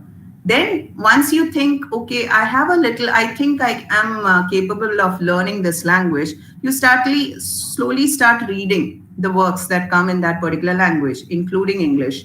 You then once you get the hold of that reading skill as well, then you feel confident enough that you as a person, you feel, okay, I'm confident enough. I know the rules and regulations. Now I can write. You can always put your thoughts across the paper in that particular language. Now, listening and LSRW, among these four skills, listening and reading are known as passive skills, and speaking and writing is known as active skills. Now, what do you mean by that? Passive skills means you are receiving, you are at the receiving end. Okay, listening, you are receiving. A person who has a very good hold or good command of English, that person is talking and you're listening with your ears. Listening ears is on. You are listening, you're grasping the thoughts, whatever is coming across from the other person. And you start comprehending what that person is talking. Learners do not get to show their real talent over the language and these skills. They are at the receiving end. You're reading a book, a work of a person, of a scholar. He or she has a very good command of that particular topic or that particular language. You're reading and you're absorbing whatever is coming. But can you give your opinion about it when it comes to listening and reading? No. You're just at the receiving end. Whereas in speaking and writing, it is like you can give across. You have a chance to share your viewpoints or what you think about it. Learners have to produce grammatically, and in speaking skills, grammatically correct sentences you have to use, that you have to keep. Like a lot of things go across when you come to speaking. You need correct vocabulary. You shouldn't use a word which has a different meaning, which has no relation to your topic. So all these grammatically correct, it should be grammatically correct. You have to have a good command over grammar, correct vocabulary with its meaning. You should know what the meaning is of the words which you're putting across, and the sentence structure should be correct. So all this plays in when it comes to speaking and writing. Among the four skills, as I said, speaking is the most difficult for a non-native speaker. See, if you in your native speaker, when you are talking in your mother tongue, you don't have any kind of inhibitions. You know you can do it, and you can speak on it for hours together if anybody gives you a chance. You know you have a good command over that language. But when it comes to English, we are non-native speaker. Though we have learned English, we are from English stream, still somewhere we are lagging from the non-native speaker because that is their mother tongue. So to get a good command, all these ideas, all these rules have to be kept in mind while you are speaking. Like on your feet, you have to think on your feet. What does that mean? On the spot, you have to think and you have to put it across, but with correct vocabulary, with correct correct grammatical sentences, and you have to speak in a way that doesn't offend the other person, the receiver or the audience, whoever is listening to you. Again, what is listening? What is communication before starting this? Communication means you're listening and then speaking. It doesn't like one person goes on speaking, and the other person just is at the receiving end and he keeps quiet. That is not communication. So if you remember, I had showed in another, the initial slide, listening also takes a lot of courage. Speaking also takes a lot of courage. So what is listening? It's accurate perception of what is being communicated. What the speaker is saying, you're able to grasp what he or she is saying. It is an art of separating fact from statement and accusation. And in the listening process, there is like a few things. Some listeners, they just take grasp in what is required for them. Some, as attentive listeners, I would say, they'll grasp all the things that the speaker is talking about. And then the listener starts understanding. He or she starts processing in their mind what the speaker is talking, and they understand the concept. And then when they are given a chance, they respond to the particular topic when they are given a platform to talk. Now, there are two types of listening. I'm not going in detail. It is just since Dr. Shobha in the morning session, she had told in detail about the types of listening. These are the two categories or two distinct main differences, okay, which two types of listening is there. One is active and the other is passive. Now, what is active listening? As I said, you're very active. Let it be your body posture. You don't slouch and sit and you listen. That gives a very negative vibe to the speaker. You are like, you make eye contact with the speaker. You're concentrating on each and every word that person is talking, and you give a positive response to the listener, to the speaker. Active listening requires the listener to fully concentrate, understand the message. You're grasping hold of the message and you respond to the message whenever you are given an opportunity. And the body language, as I said, plays a very important role, and it requires a two-way communication. What does that mean? The speaker should understand through the body language of the listener that he or she is able to understand what that person is talking. And the listener also should respond in a way by sitting attentively or making eye contact or giving feedbacks whenever they are asked to, that they are they're getting what the person is talking right in front of them. The listener is just not going to sit and remain silent. They are not going to be silent listeners. You respond back. That is an active listener.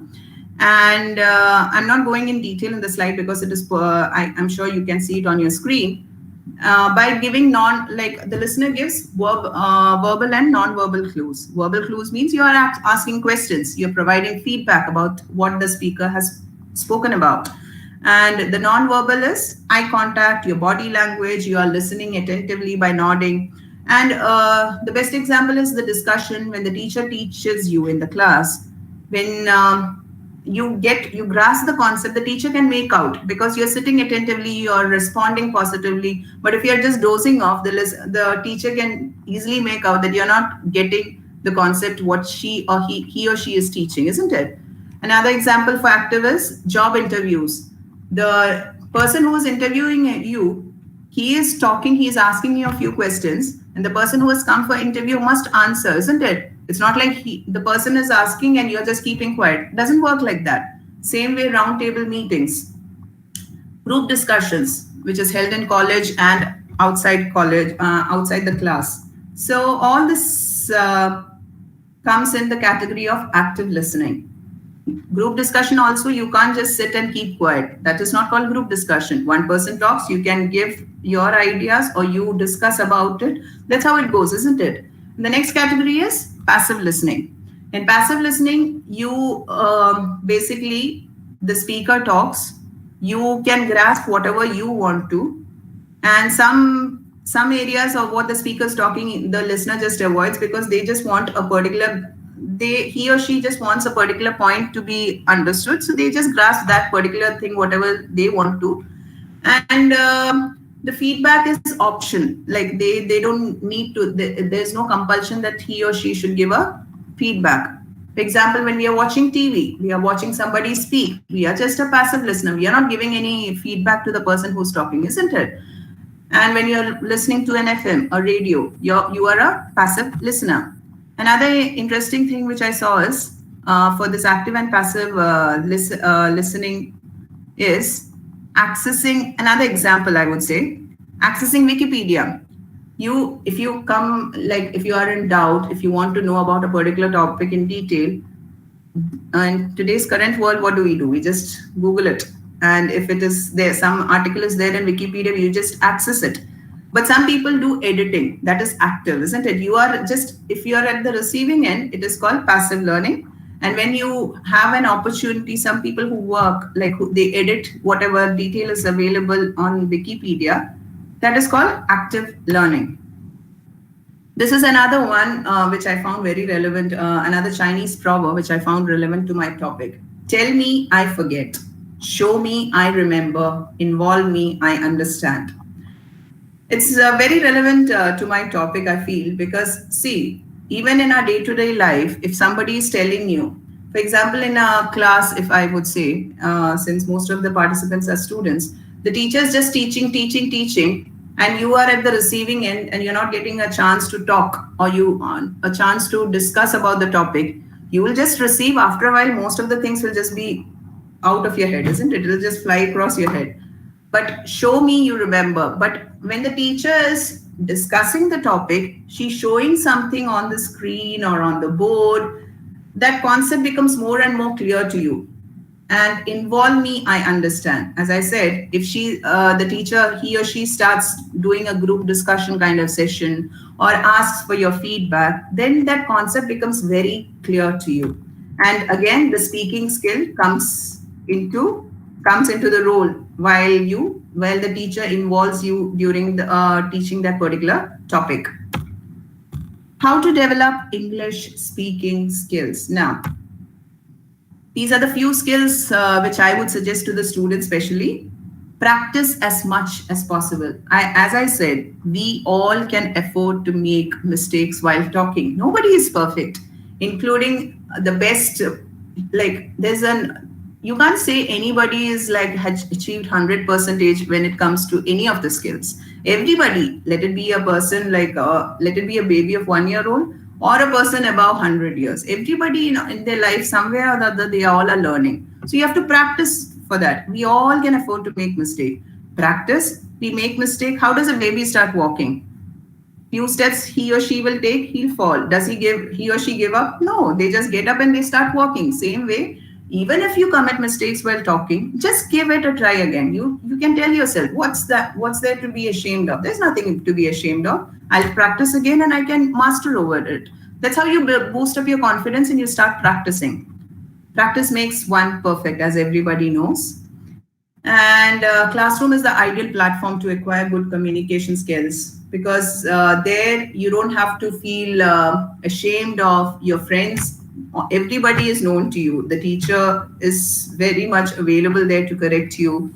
Your friends, like when you are talking, when you are using a new word, while speaking, your friends are at the receiving end, they are learning it. It's like a give and take. So never be ashamed, keep practicing, then read.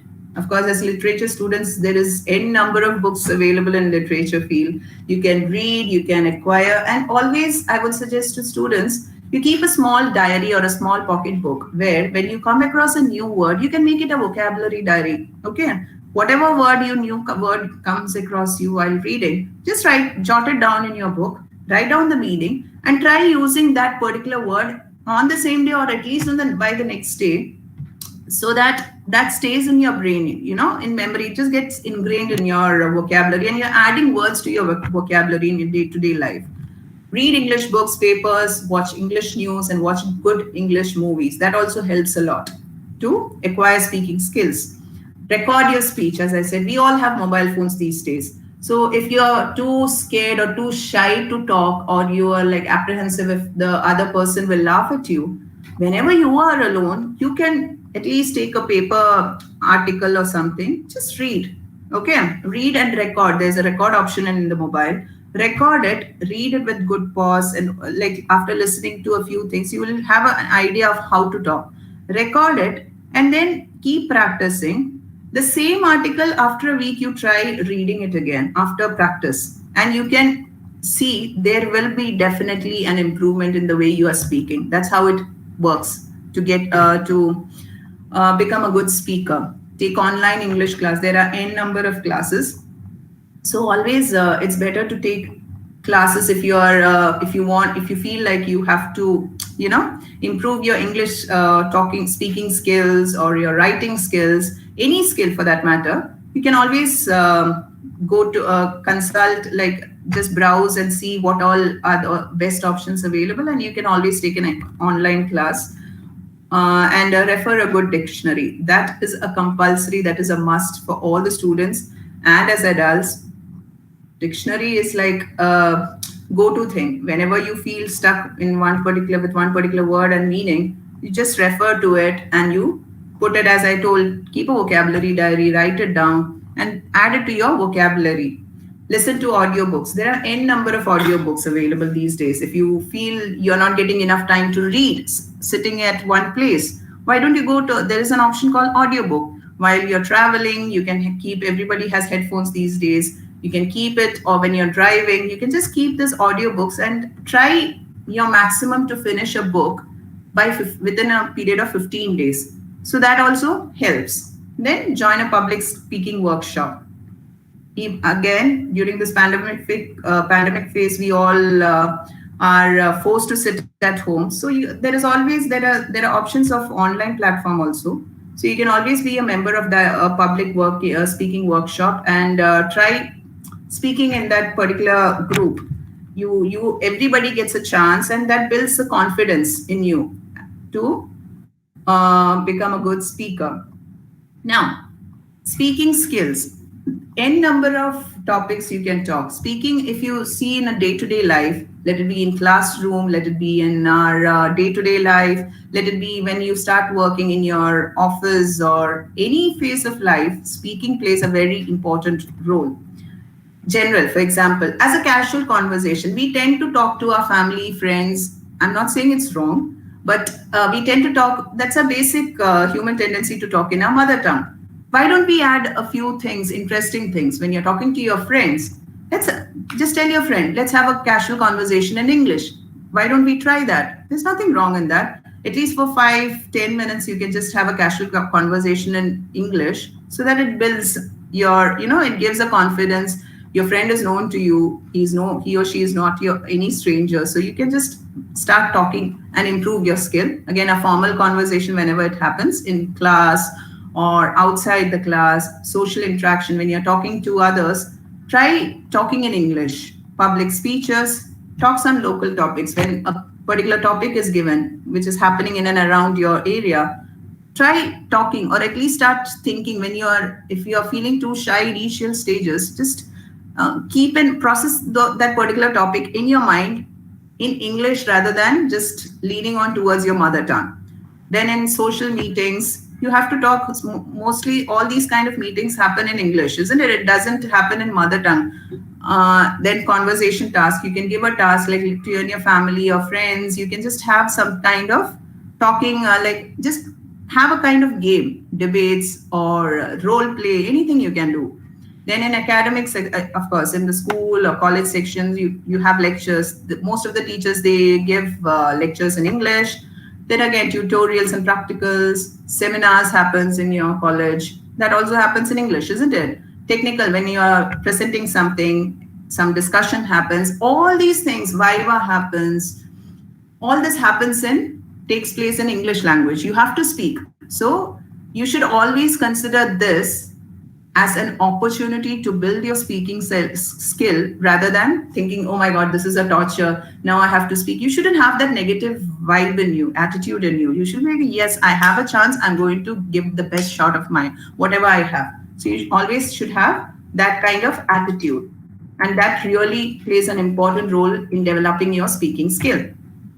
Now, in professional level, again, once you finish your college, all of us aspire to do something good in our life, isn't it? So when you start working, you have to present report, group discussions happen, conference, workshop, interviews. Starts with an interview, isn't it? You have to apply for your job. Nobody is going to come to your home and give you a job. So when interview happens, you have to talk, and that happens mostly in English. So all this you should consider as an opportunity to improve your speaking skill rather than thinking that it's a torture or I'm too shy. You shouldn't have that attitude. Now, moving on, there are 3 types of speaking skills. One is interactive, the second one is partially interactive, and the third one is non-interactive. I had given a general idea about this. Interactive session, as I said, both the person, like the listener and the speaker, gets the chance to interact, especially when you are on the phone. Over the phone, when you're talking on the phone, you talk and the person, whoever is listening, also responds back, isn't it? If you're not able to, the person who is listening to what you're talking is not able to follow what you say, they'll ask, come again, please repeat what you said. I didn't understand what you said. So you repeat again. So that kind of interaction happens, isn't it? And again, when you're doing a FaceTime or you're taking an online session, a person who's listening to the session gets a chance to speak. If you are not clear enough, if you're not audible, they'll ask you to repeat it. That is called an interactive session. There'll be a chance, as I said, there'll be a chance to ask for repetition or clarification with the person. So it's like a give and take. Now, the partially interactive, the second one, is when an orator, a speaker, talks to a larger audience, a larger group of people. The audience will get a chance, but only by then. It doesn't happen in between. The audience cannot interrupt the person who's speaking, the speaker. They have to wait for their turn. They understand what the speaker is talking about. And then when at the end of the session, when the speaker finishes his or her speech, the audience are given a chance to interact. That is called partially interactive. You can clarify your queries. If you have any suggestions, you can always, the speaker is more than welcome. They welcome your suggestions. That kind of interaction is called partially interactive. And then moving on is the non-interactive, where this listener does not get any chance to interact. They are at the receiving end. As I said, when you listen to a radio on FM, if you are listening to some person speaking, on TV if you are seeing, all that is non-interactive. You're just listening to what the other person is talking. You're not given any chance to speak or give your feedback. There'll be no interaction between the audience and the speaker. The speaker have to just record their speech for a radio broadcast. Now, all this skills put together comes to speaking skill, isn't it? And what is their practice? Practice is only the hard and fast rule to enhance or to achieve the speaking skill to a level where you are confident enough, to a level where it becomes a positive, a positive, like a kind of golden star on your resume. Okay, so you just keep on practicing. Start practicing at home, then slowly start talking in English. Try talking to your friends, family in English for at least for some time, at least 5 to 10 minutes on a daily basis. And that's how you improve your speaking skill. Now, what are the advantages of having a good command in English? You are able to perform well when you're at in your college level, or when you start working. you can perform well. Ability to inform, persuade, and direct. When, like, if you see educators, lawyers, what do the lawyers do? They have to talk. They have to talk and win their case. How do the politicians win their elections? They can't just put their election poster on your wall and just go and stand. It doesn't work, isn't it? They have to talk. They have to convince the public that they are going to do something for the welfare of the public. So that's how they gain their confidence. So you have to speak. Again, the speaking skill comes. Military leaders, businessmen, all of them, they work on their speaking skills, they develop it, and then they become prominent orators. And then when you have that good command in speaking, you can always stand out from the rest. Okay, anybody will just spot you. For example, like the prominent lawyers, how do you say he or she is a very good lawyer? They are able to put across in words. They speak, isn't it? The politicians, how do you say? Okay, he or she has a good command to just make the audience glued to him or her. They don't just wander off, they don't walk around, they just sit and they listen to each and every word pouring out of their mouth. Boosts up your self-confidence. When you have a good confidence in yourself, like, okay, I have a good command in English and I can put across my thoughts and my opinions to the public, that develops your self-confidence. Career enhancement. It's a plus point in your resume, isn't it? There's no point like you're the first rank holder and you cannot speak a single word in English. That doesn't work. Even if you have 100% or you have the first rank in your in academic section, you are like the best among the best. But when it comes to speaking, if you cannot put across your thoughts or you cannot talk to anybody in English, boom, that just goes down. This certificates doesn't play any role then. The speaking skills plays an important role when it comes to job openings. Now, the personal satisfaction, again, as I said, it boosts your self-confidence. You have a feeling, okay, I can talk well, so I'm sure the audience will be able to understand what I say. So that also helps in your personal development. So as I said, don't be scared, just speak. Nobody is perfect. Now, for becoming a good public speaker, these are a few important points which we always have to keep in mind. Your posture. Now, what is posture? You can't slouch and stand, or you would lean on the mic, on the table, whatever is provided. Your posture should be straight. If you notice the orators, the good speakers, the good leaders, they'll be like standing tall and they'll talk. So the posture plays very important role. Hand and arm gestures. You can't just keep your hand to yourself or keep it inside your pocket. That is a no when it comes to speaking skills. You can move your hand, but that doesn't mean you keep moving it 24/7. But your hand and arm gestures matter a lot when it comes to speaking skill. Then the eye contact. You have to always keep the eye contact with the audience. You can't just turn your back and you look at the PowerPoint if you're presenting and you're looking at the PPT and just going on talking. That doesn't happen. That doesn't work in speaking when it comes to speaking skill. Then standing. Stand tall. Vocal style. That means your volume. You should be audible. Your intonation, rise and fall of the words you're saying must be intact. It should be perfect. And the pronunciation should be very clear and correct. Then language, good command over the language, whatever language you are talking, especially when it comes to English, you should be confident enough that whatever you are speaking is correct. The words are like whatever sentences you're using in your speech, stick to the topic you're talking. It should have the proper meaning. And you shouldn't abuse when you're talking. You shouldn't verbally abuse. Verbally abuse means with words, you shouldn't insult the audience who's listening to you. Use of notes, but not reading a lot. You can keep here a small paper you can just jot down the important points, which you think if I don't jot it down, I may forget. There's nothing wrong in doing that. But that doesn't mean you read from the paper. That is also a big no-no when it comes to speaking. And then, as I said, humor. You can add a pinch of humor. You can make it more interactive. Audience always, when they listen to a speaker, it becomes interesting when the speaker is adding a bit of humor to it, and whoever is trying to thinking of coming and sleeping during the speech, they also just wake up, isn't it? And no personal attack, no verbal abuse. Now, for the speaking skill, this is a clipping of a famous 2010 movie called The King's Speech. The person, if you see here, this actor's name is Colin Firth. He plays the role of Queen Elizabeth's father, the current the Queen of Britain. He was the king who was forced to take the throne because his elder son, brother abdicated the throne.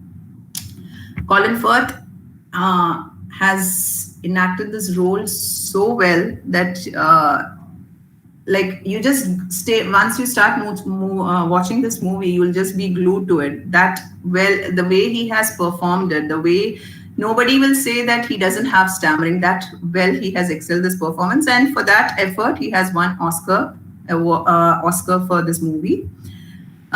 So he basically, this king, Queen Elizabeth's father, was a very shy person because he had stammering issue. I hope everybody knows what stammering is. You cannot talk even if you want to. You stammer in between. You just stammer between words. So he was very shy, and whenever he used to always prefer taking a back step when it comes royals. You know how it is. You always are public figures.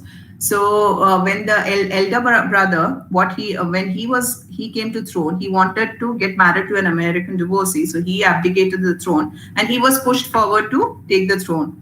And if you see, I'll just play this video. You can see his stammering issue and the way he deals that, how his self-confidence just drains out. He's like totally ashamed of himself. And finally, what happens, and I would suggest you all should watch this movie. The Colin Firth, who is playing the role of King, he has this issue and he is like totally upset about himself. He's angry with himself because he's not able to put forward as a leader. You have to speak. You're the king. The public is listening to you. But when you are not able to do it, he feels helpless and he feels angry. And his wife, the Queen Mother, she comes to rescue. She finds an Australian speech therapist there. The real name of that therapist was Lionel Logue. And another famous actor of Hollywood called Jeffrey Rush has played that role. He comes into the scene and he helps with a lot. Though he was a not qualified doctor, he had his own methods of teaching. And finally, the king, by the end of the movie, how he overcomes this stammering. Though that stammering is there, with constant practice, with constant exercise, rigorous exercises, how he overcomes, and finally how he speaks in front of his public during the World War II. See, everybody during those times, the public look upon their leaders. They want them to encourage them. Everybody is scared. So by the end of the movie, he's talking to the public, and everybody is scared that what has happened in the beginning will happen, but you will be stunned to see the improvement with practice. So let me play this and I'll show you how it starts in the beginning. First broadcast. And before playing, can you just let me know, anybody from the audience, that can you see the screen, like the video? Is it playing on your screen as well? Yes, ma'am, it is playing. Okay, fine. Thank you. Brother. So this is the from the broadcast, from the radio, they are announcing to the world that King George VI is coming to power because his elder brother had abdicated the throne, and he has to give a speech and see how it goes. Royal Highness the Duke of York will give his inaugural broadcast to the nation and the world. You can see the body language. He's way too nervous.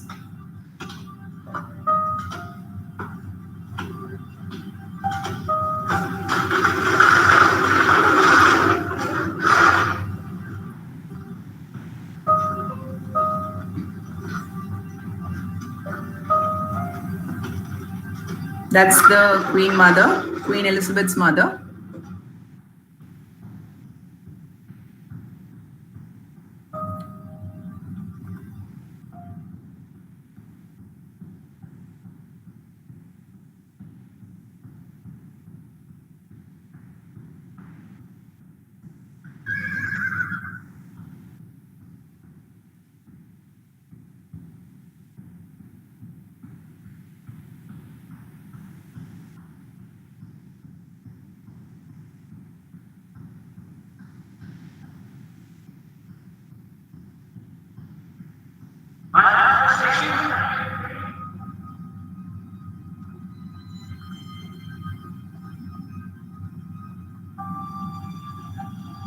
For Mrs. Majesty.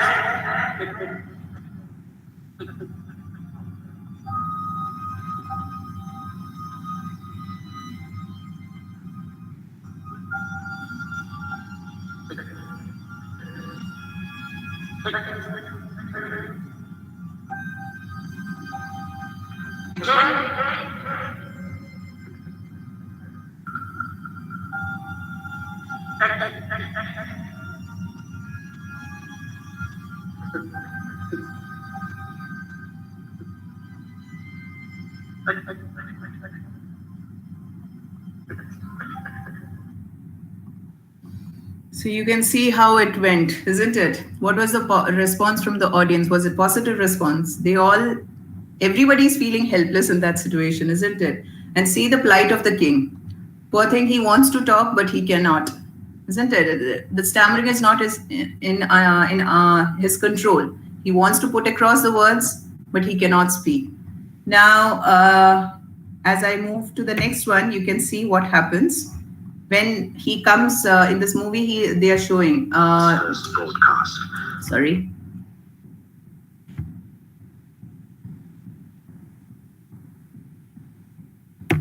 Yeah.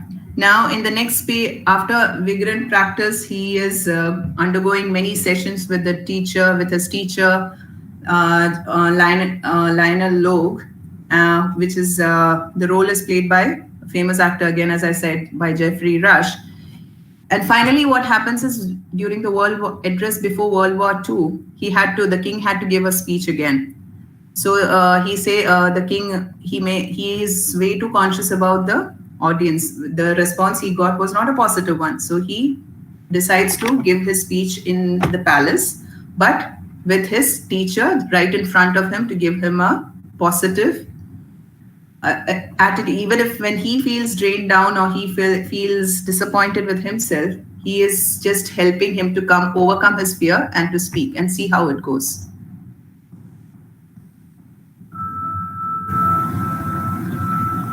That's the teacher. He's encouraging him to talk.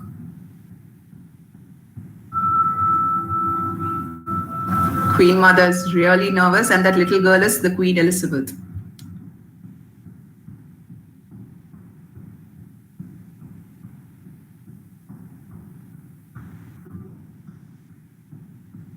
In this grave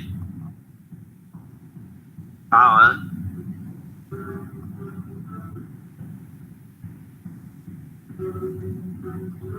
perhaps the most fateful in our history, I send to every household of my peoples, both at home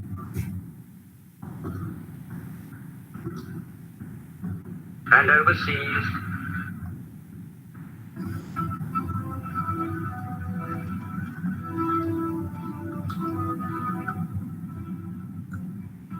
this message,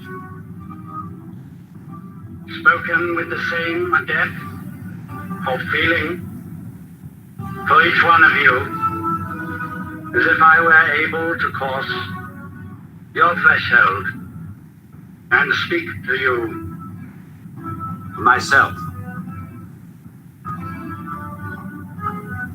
For the second time in the lives of most of us, we are at war. Over and over again, we have tried to find a peaceful way out of the differences between ourselves and those who are now our enemies. Okay, I'll just forward a bit more because it's 5 minutes. To the battlefield. But we can only do the right as we see the right. Sorry. So you can see what has happened, isn't it? The response, even if the listeners were passive listeners, they were totally glued to the radio. They were sitting around and they were listening carefully what the king was talking. It is, but in the first video which I showed you, they all were disappointed. They were totally disappointed with the king. But here you can see they were totally glued and they wanted to listen to what the king was talking.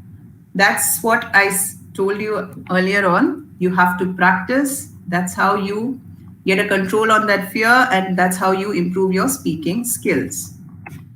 This quote from Barack Obama also I found very interesting. If you run, you stand a chance of losing, but if you don't run, you have already lost. Same applies to your speaking skill. When you speak initially, many times actually, I would say, because we are not the native speakers of English, we would commit mistake. We would say something wrong. We may fumble for words. But if you, with that fear, oh my God, what will the others think? With that mere thought, if we don't talk, we are never going to excel, or we are never going to get a good command on the speaking skill. So we should always practice. Now, what is communication? Coming back to the topic. What is communication? Listening, speaking, happening together, isn't it? In this picture, if you see, the girl is talking, and do you think the listener, the boy, has any clue of what she's talking? No. He's in his mind wondering what on earth is she talking. That doesn't happen, isn't it? She just goes on and on and on talking, and look at the eye contact. She has kept her hand back. She has closed her eyes. There's no eye contact, and she's just going on and on and on. And the audience, the listener, on the other hand, has no clue what the person is talking. So this is a big no-no when it comes to speaking skill. You have to keep yourself tall, upright. You have to make eye contact. You have to talk. The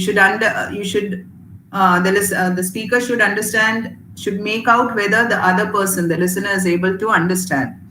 Again, another interesting picture I found. Here, do you think communication is happening? No.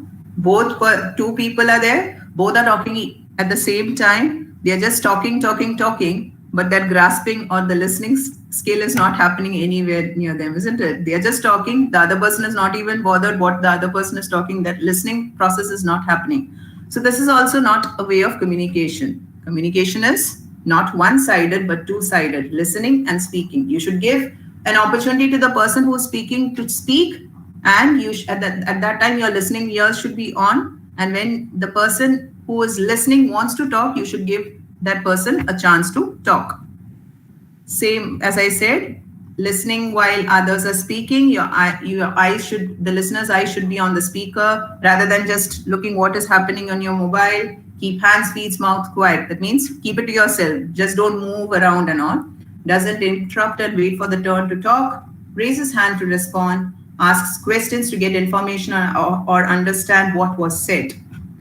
We are all experts of English. That means we as a person, we feel, okay, I am yet to, achieve that command over English. I'm still a long way.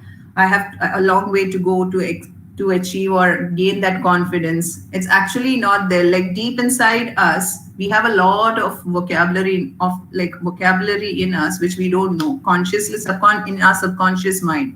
We use so many English words in our vocabulary, even when we speak in our mother tongue to our family.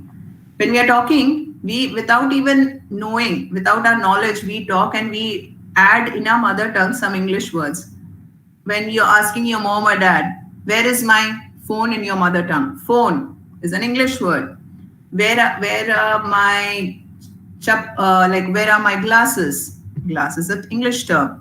Eye, nose. All these are English terms which is there in your subconscious mind, but still you have that fear of talking.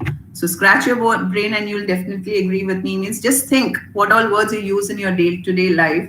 Then you yourself will be like amazed the number of words, English words you use in your mother tongue. So let's play a game, as I said. So what is this? You say hair. Hair is an English word. What is this? You say hand. Hand is an English word. See, like that, you can scratch your brain when you're sitting alone also. You can just see how many English words you use in your mother tongue in your day-to-day life. It's again a funny language. English is always meant to be a funny language, but it's a beautiful language. There are 44 phonetic sounds. As English students, you would all know that. I'm not going in detail to phonetics, but they are just like I've just jotted down a few. For some words, spellings and their pronunciation will be entirely different. Example, soldier. When it comes to writing, you write SOLDIER. But when you pronounce that word, when you speak it out, you say j sound, soldier, isn't it? Now, the next word, poem. It's a two-syllable word. It's actually, there are two pronunciations people use and both are correct. Some say poem, that is correct. Poem is also correct. Now, COLONER, as when you're writing, it is like colonel, isn't it? But when you say colonel, isn't it? Debut. See, another interesting thing is there are so many French words used in English. I'll show you in the next slide. Debut, which we use when we talk about movies. That movie, he or she, that's his debut movie. Debut means what? New. That's a French word. Now, this is a popular brand if there are like people interested in car. VOLKSWAGEN. Can anybody just pronounce it if you don't mind? Because I just want to see. Like you must, if you are a big fan of cars, you would have seen this brand. VOLKSWAGEN. Anybody? It's like I'm just talking and nothing is coming up back from you. Anybody would like to give a try? I would be happy if somebody can try it.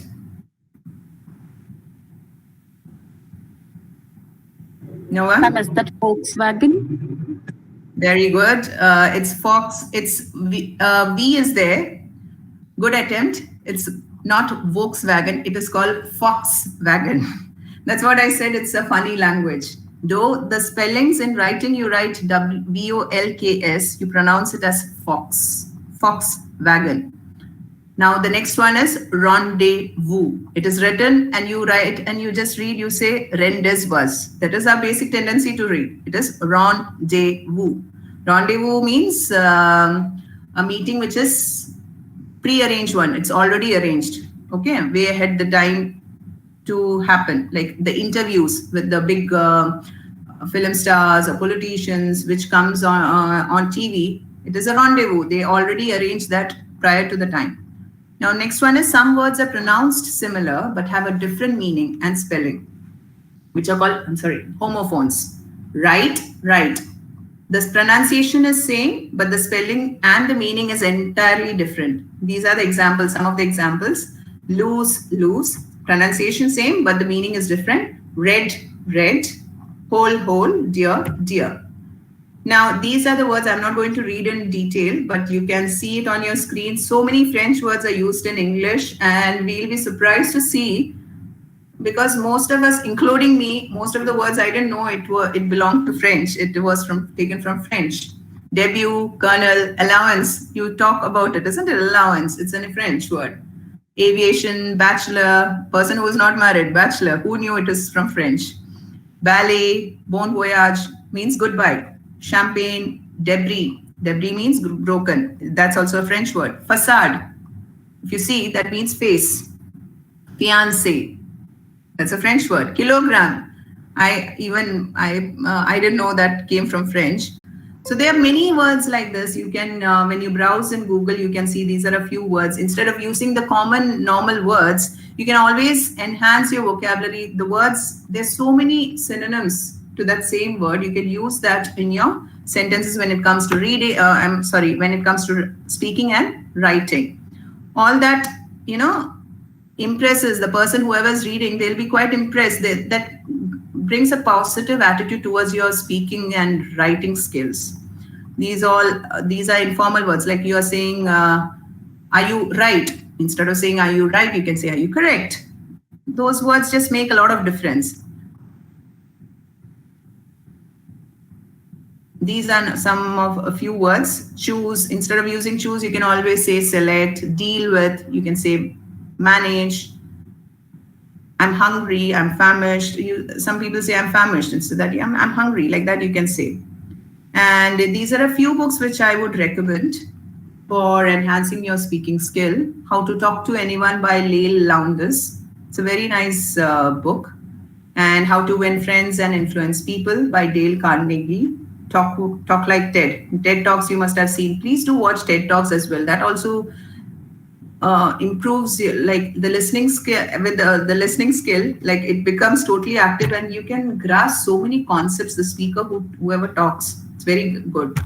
Talk Like TED, Longman Student Grammar, always, and the grammar book, Oxford Dictionary, as you know, always should be there in your small bookcase or your library. Then, again, as I said, read one book 1 month and try building your own library. I won't say 1 month, I would suggest at least by 15 days. 1 month you can start off with, and then bring it down to 15 days. Read one book within 15 days of span of time and try finishing at least 2. Let it be small book. I'm not saying big ones. Start with small books and slowly start building up work on it, and slowly you can go read books with like so many beautiful books are there in literature. All that enhances your vocabulary. And please keep a positive attitude. Don't worry, we'll all get there someday. Just don't give up. Thank you, everybody, for your time. I know it was a bit long presentation, but I hope I didn't doze you off to sleep. If any questions are there, I'm more than welcome to. I'll be happy to answer it.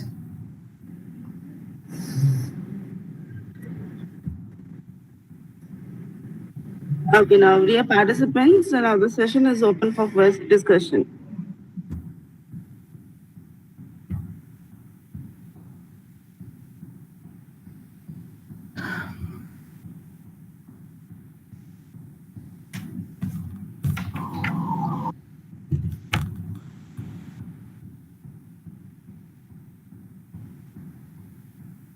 Any questions, queries regarding the presentation? Any doubts?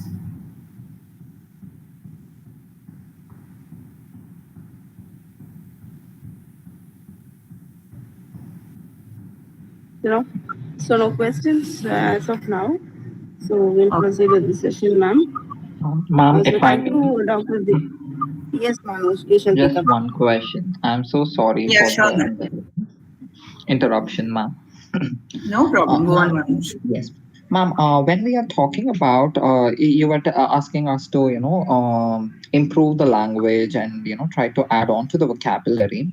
So one of the peculiar, may not be peculiar, but I find it peculiar at times is people, using jargonic language while they are writing. Ma'am, when you are, when we see those structures, the sentence structure, it's very complex to somehow get, and this has been used both by people of higher standards. Can you give us a little bit insight as to how to reach over that point of writing? Though we use new words and new words or vocabulary into our structure of writing, to get to that point, that complex structure of writing and speaking is quite difficult to get or to practice or to even understand. Can you give us some insight about that, ma'am? Thank you so much, Manoj. I think I left it out during my presentation. Yeah, jargons, actually, we should...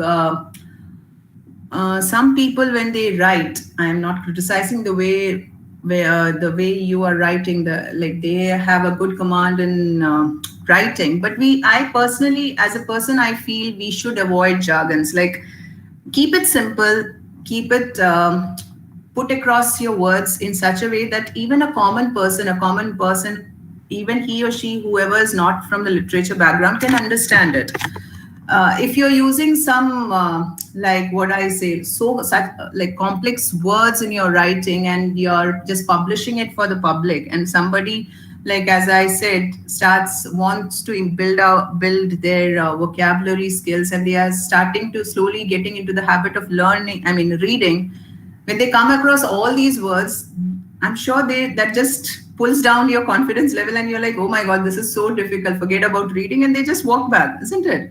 So always keep your writing simple, I would say. Some people, of course, each individual has his or her own personal choice, But when it comes to writing, you come across such terms, particularly when as students, you come across many, even as teachers, everybody is learning. So when you come across such terms, refer to a dictionary if you don't get it, see what the simplest meaning is, and then you can work on the word, that particular simple meaning. For example, if it is happy, the meaning is happy, you can just add on to, instead of writing happy, you can write excited, you should write thrilled. Like that, you just work on and avoid jargons, I personally feel, because it sounds too complicated. For example, like many things, like when you're reading and all, I also, when I come across these things, I feel as a reader, I feel you can avoid these words and just make it simple. So whenever you're writing, when you're reading a book and you find these kind of words, refer a dictionary, make it more simple. And when you as a person are writing, just enhance your vocabulary, avoiding these things, but at the same time, keep the meaning intact of the text rather than just drifting away from the topic. And especially, the influence of mother tongue. That is a big problem for all of us. We have a strong tendency as a person, I'm not saying it's wrong, but it's a general tendency of like we all lean, and when we are speaking, we tend to have a strong influence of our mother tongue, which we should work on. Everybody, for example, because it is a natural tendency. We are like all our life, we are used to talking in mother tongue. We are comfortable in mother tongue. So English as a foreign language, we have a tendency to have that accent when we're using English. We should avoid that as well. And we work, as I said, when you're recording your speech on the mobile phone, just keep in mind and be aware of the way you are talking. I had left that point as well. I would like to add it now. Stick to your English pronunciation. Listen to the Google or the person, whoever is giving a speech, who is a native speaker. Work on the pronunciation and then talk. And slowly avoid that mother tongue influence from your speaking. Thank you, ma'am, for your suggestions on this particular use of jargons. Thank you so much. Thank you, Manoj. Thank you. Anybody else? Any queries or questions regarding the presentation?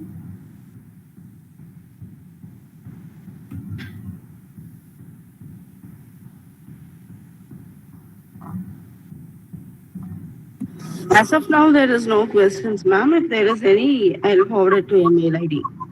Sure. So once again, thank you so much, everybody, for sparing this time and attending this session. And thank you to the organizers for giving us this opportunity. Thank you so much. Thank you, Dr. Divya Nair, for having elaborated on the prominence of speaking skills. Of course, it was a pleasure listening to you and know the nuances which help to improve English speaking skills. Thank you very much. Thank you, Sudha. Thank you. Showing gratitude is one of the simplest yet most powerful things human can do for each other. Now, I invite Miss Bhargavi from 3rd BA English Literature, TSD College of Arts and Science, to render the vote of thanks. A warm afternoon to everyone present here. Gratitude is not in the words, but in the hearts that express it. I, Bhargavi, from 3rd BA English Literature, on behalf of the Department of English, unaided, PSG College of Arts and Science, take it as an honor to extend the vote of thanks to everyone who has made this virtual one-day international symposium on conflicts of language and literature a success. We have been learning that LSRW skills are important for effective communication and understanding of a language. And with this session coming to an end, I am very sure that everybody would have got a deeper understanding of the skills and how literature acts as an aid to ease our lives as well. Provided that in the current situation, most of us are undergoing psychological turmoils, I think that there will never be a perfect time than now to talk about it. A big thanks to all the esteemed speakers for being present with us throughout the day, taking time out of your busy lives. It is so gracious of you to accept our invitation. We are grateful to Dr. Sita Jayaraman for expressing the importance of focusing on listening in the ESL classroom.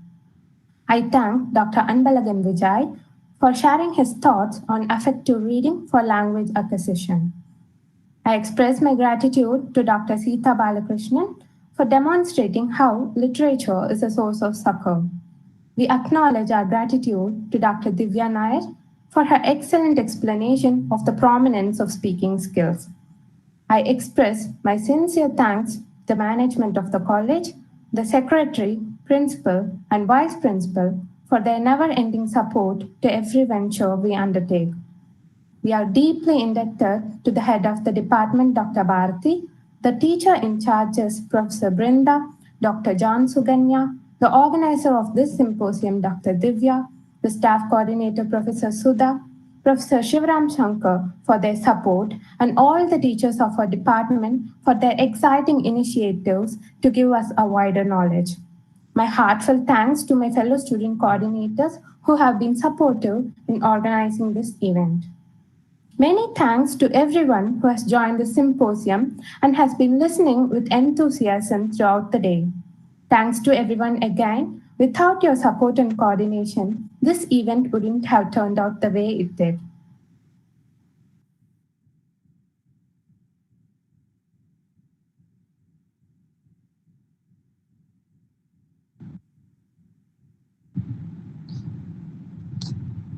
Dear participants, I request you all to fill in the feedback that has been sent to your mail ID.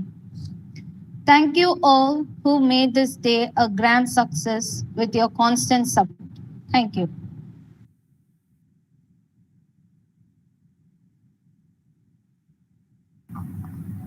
Thank you so much. So we can leave now, right? Yes, ma'am. Yes, ma'am. Thank you. Okay. See you then. Thank you so much. Bye-bye. Take care. Yeah, bye-bye, ma'am.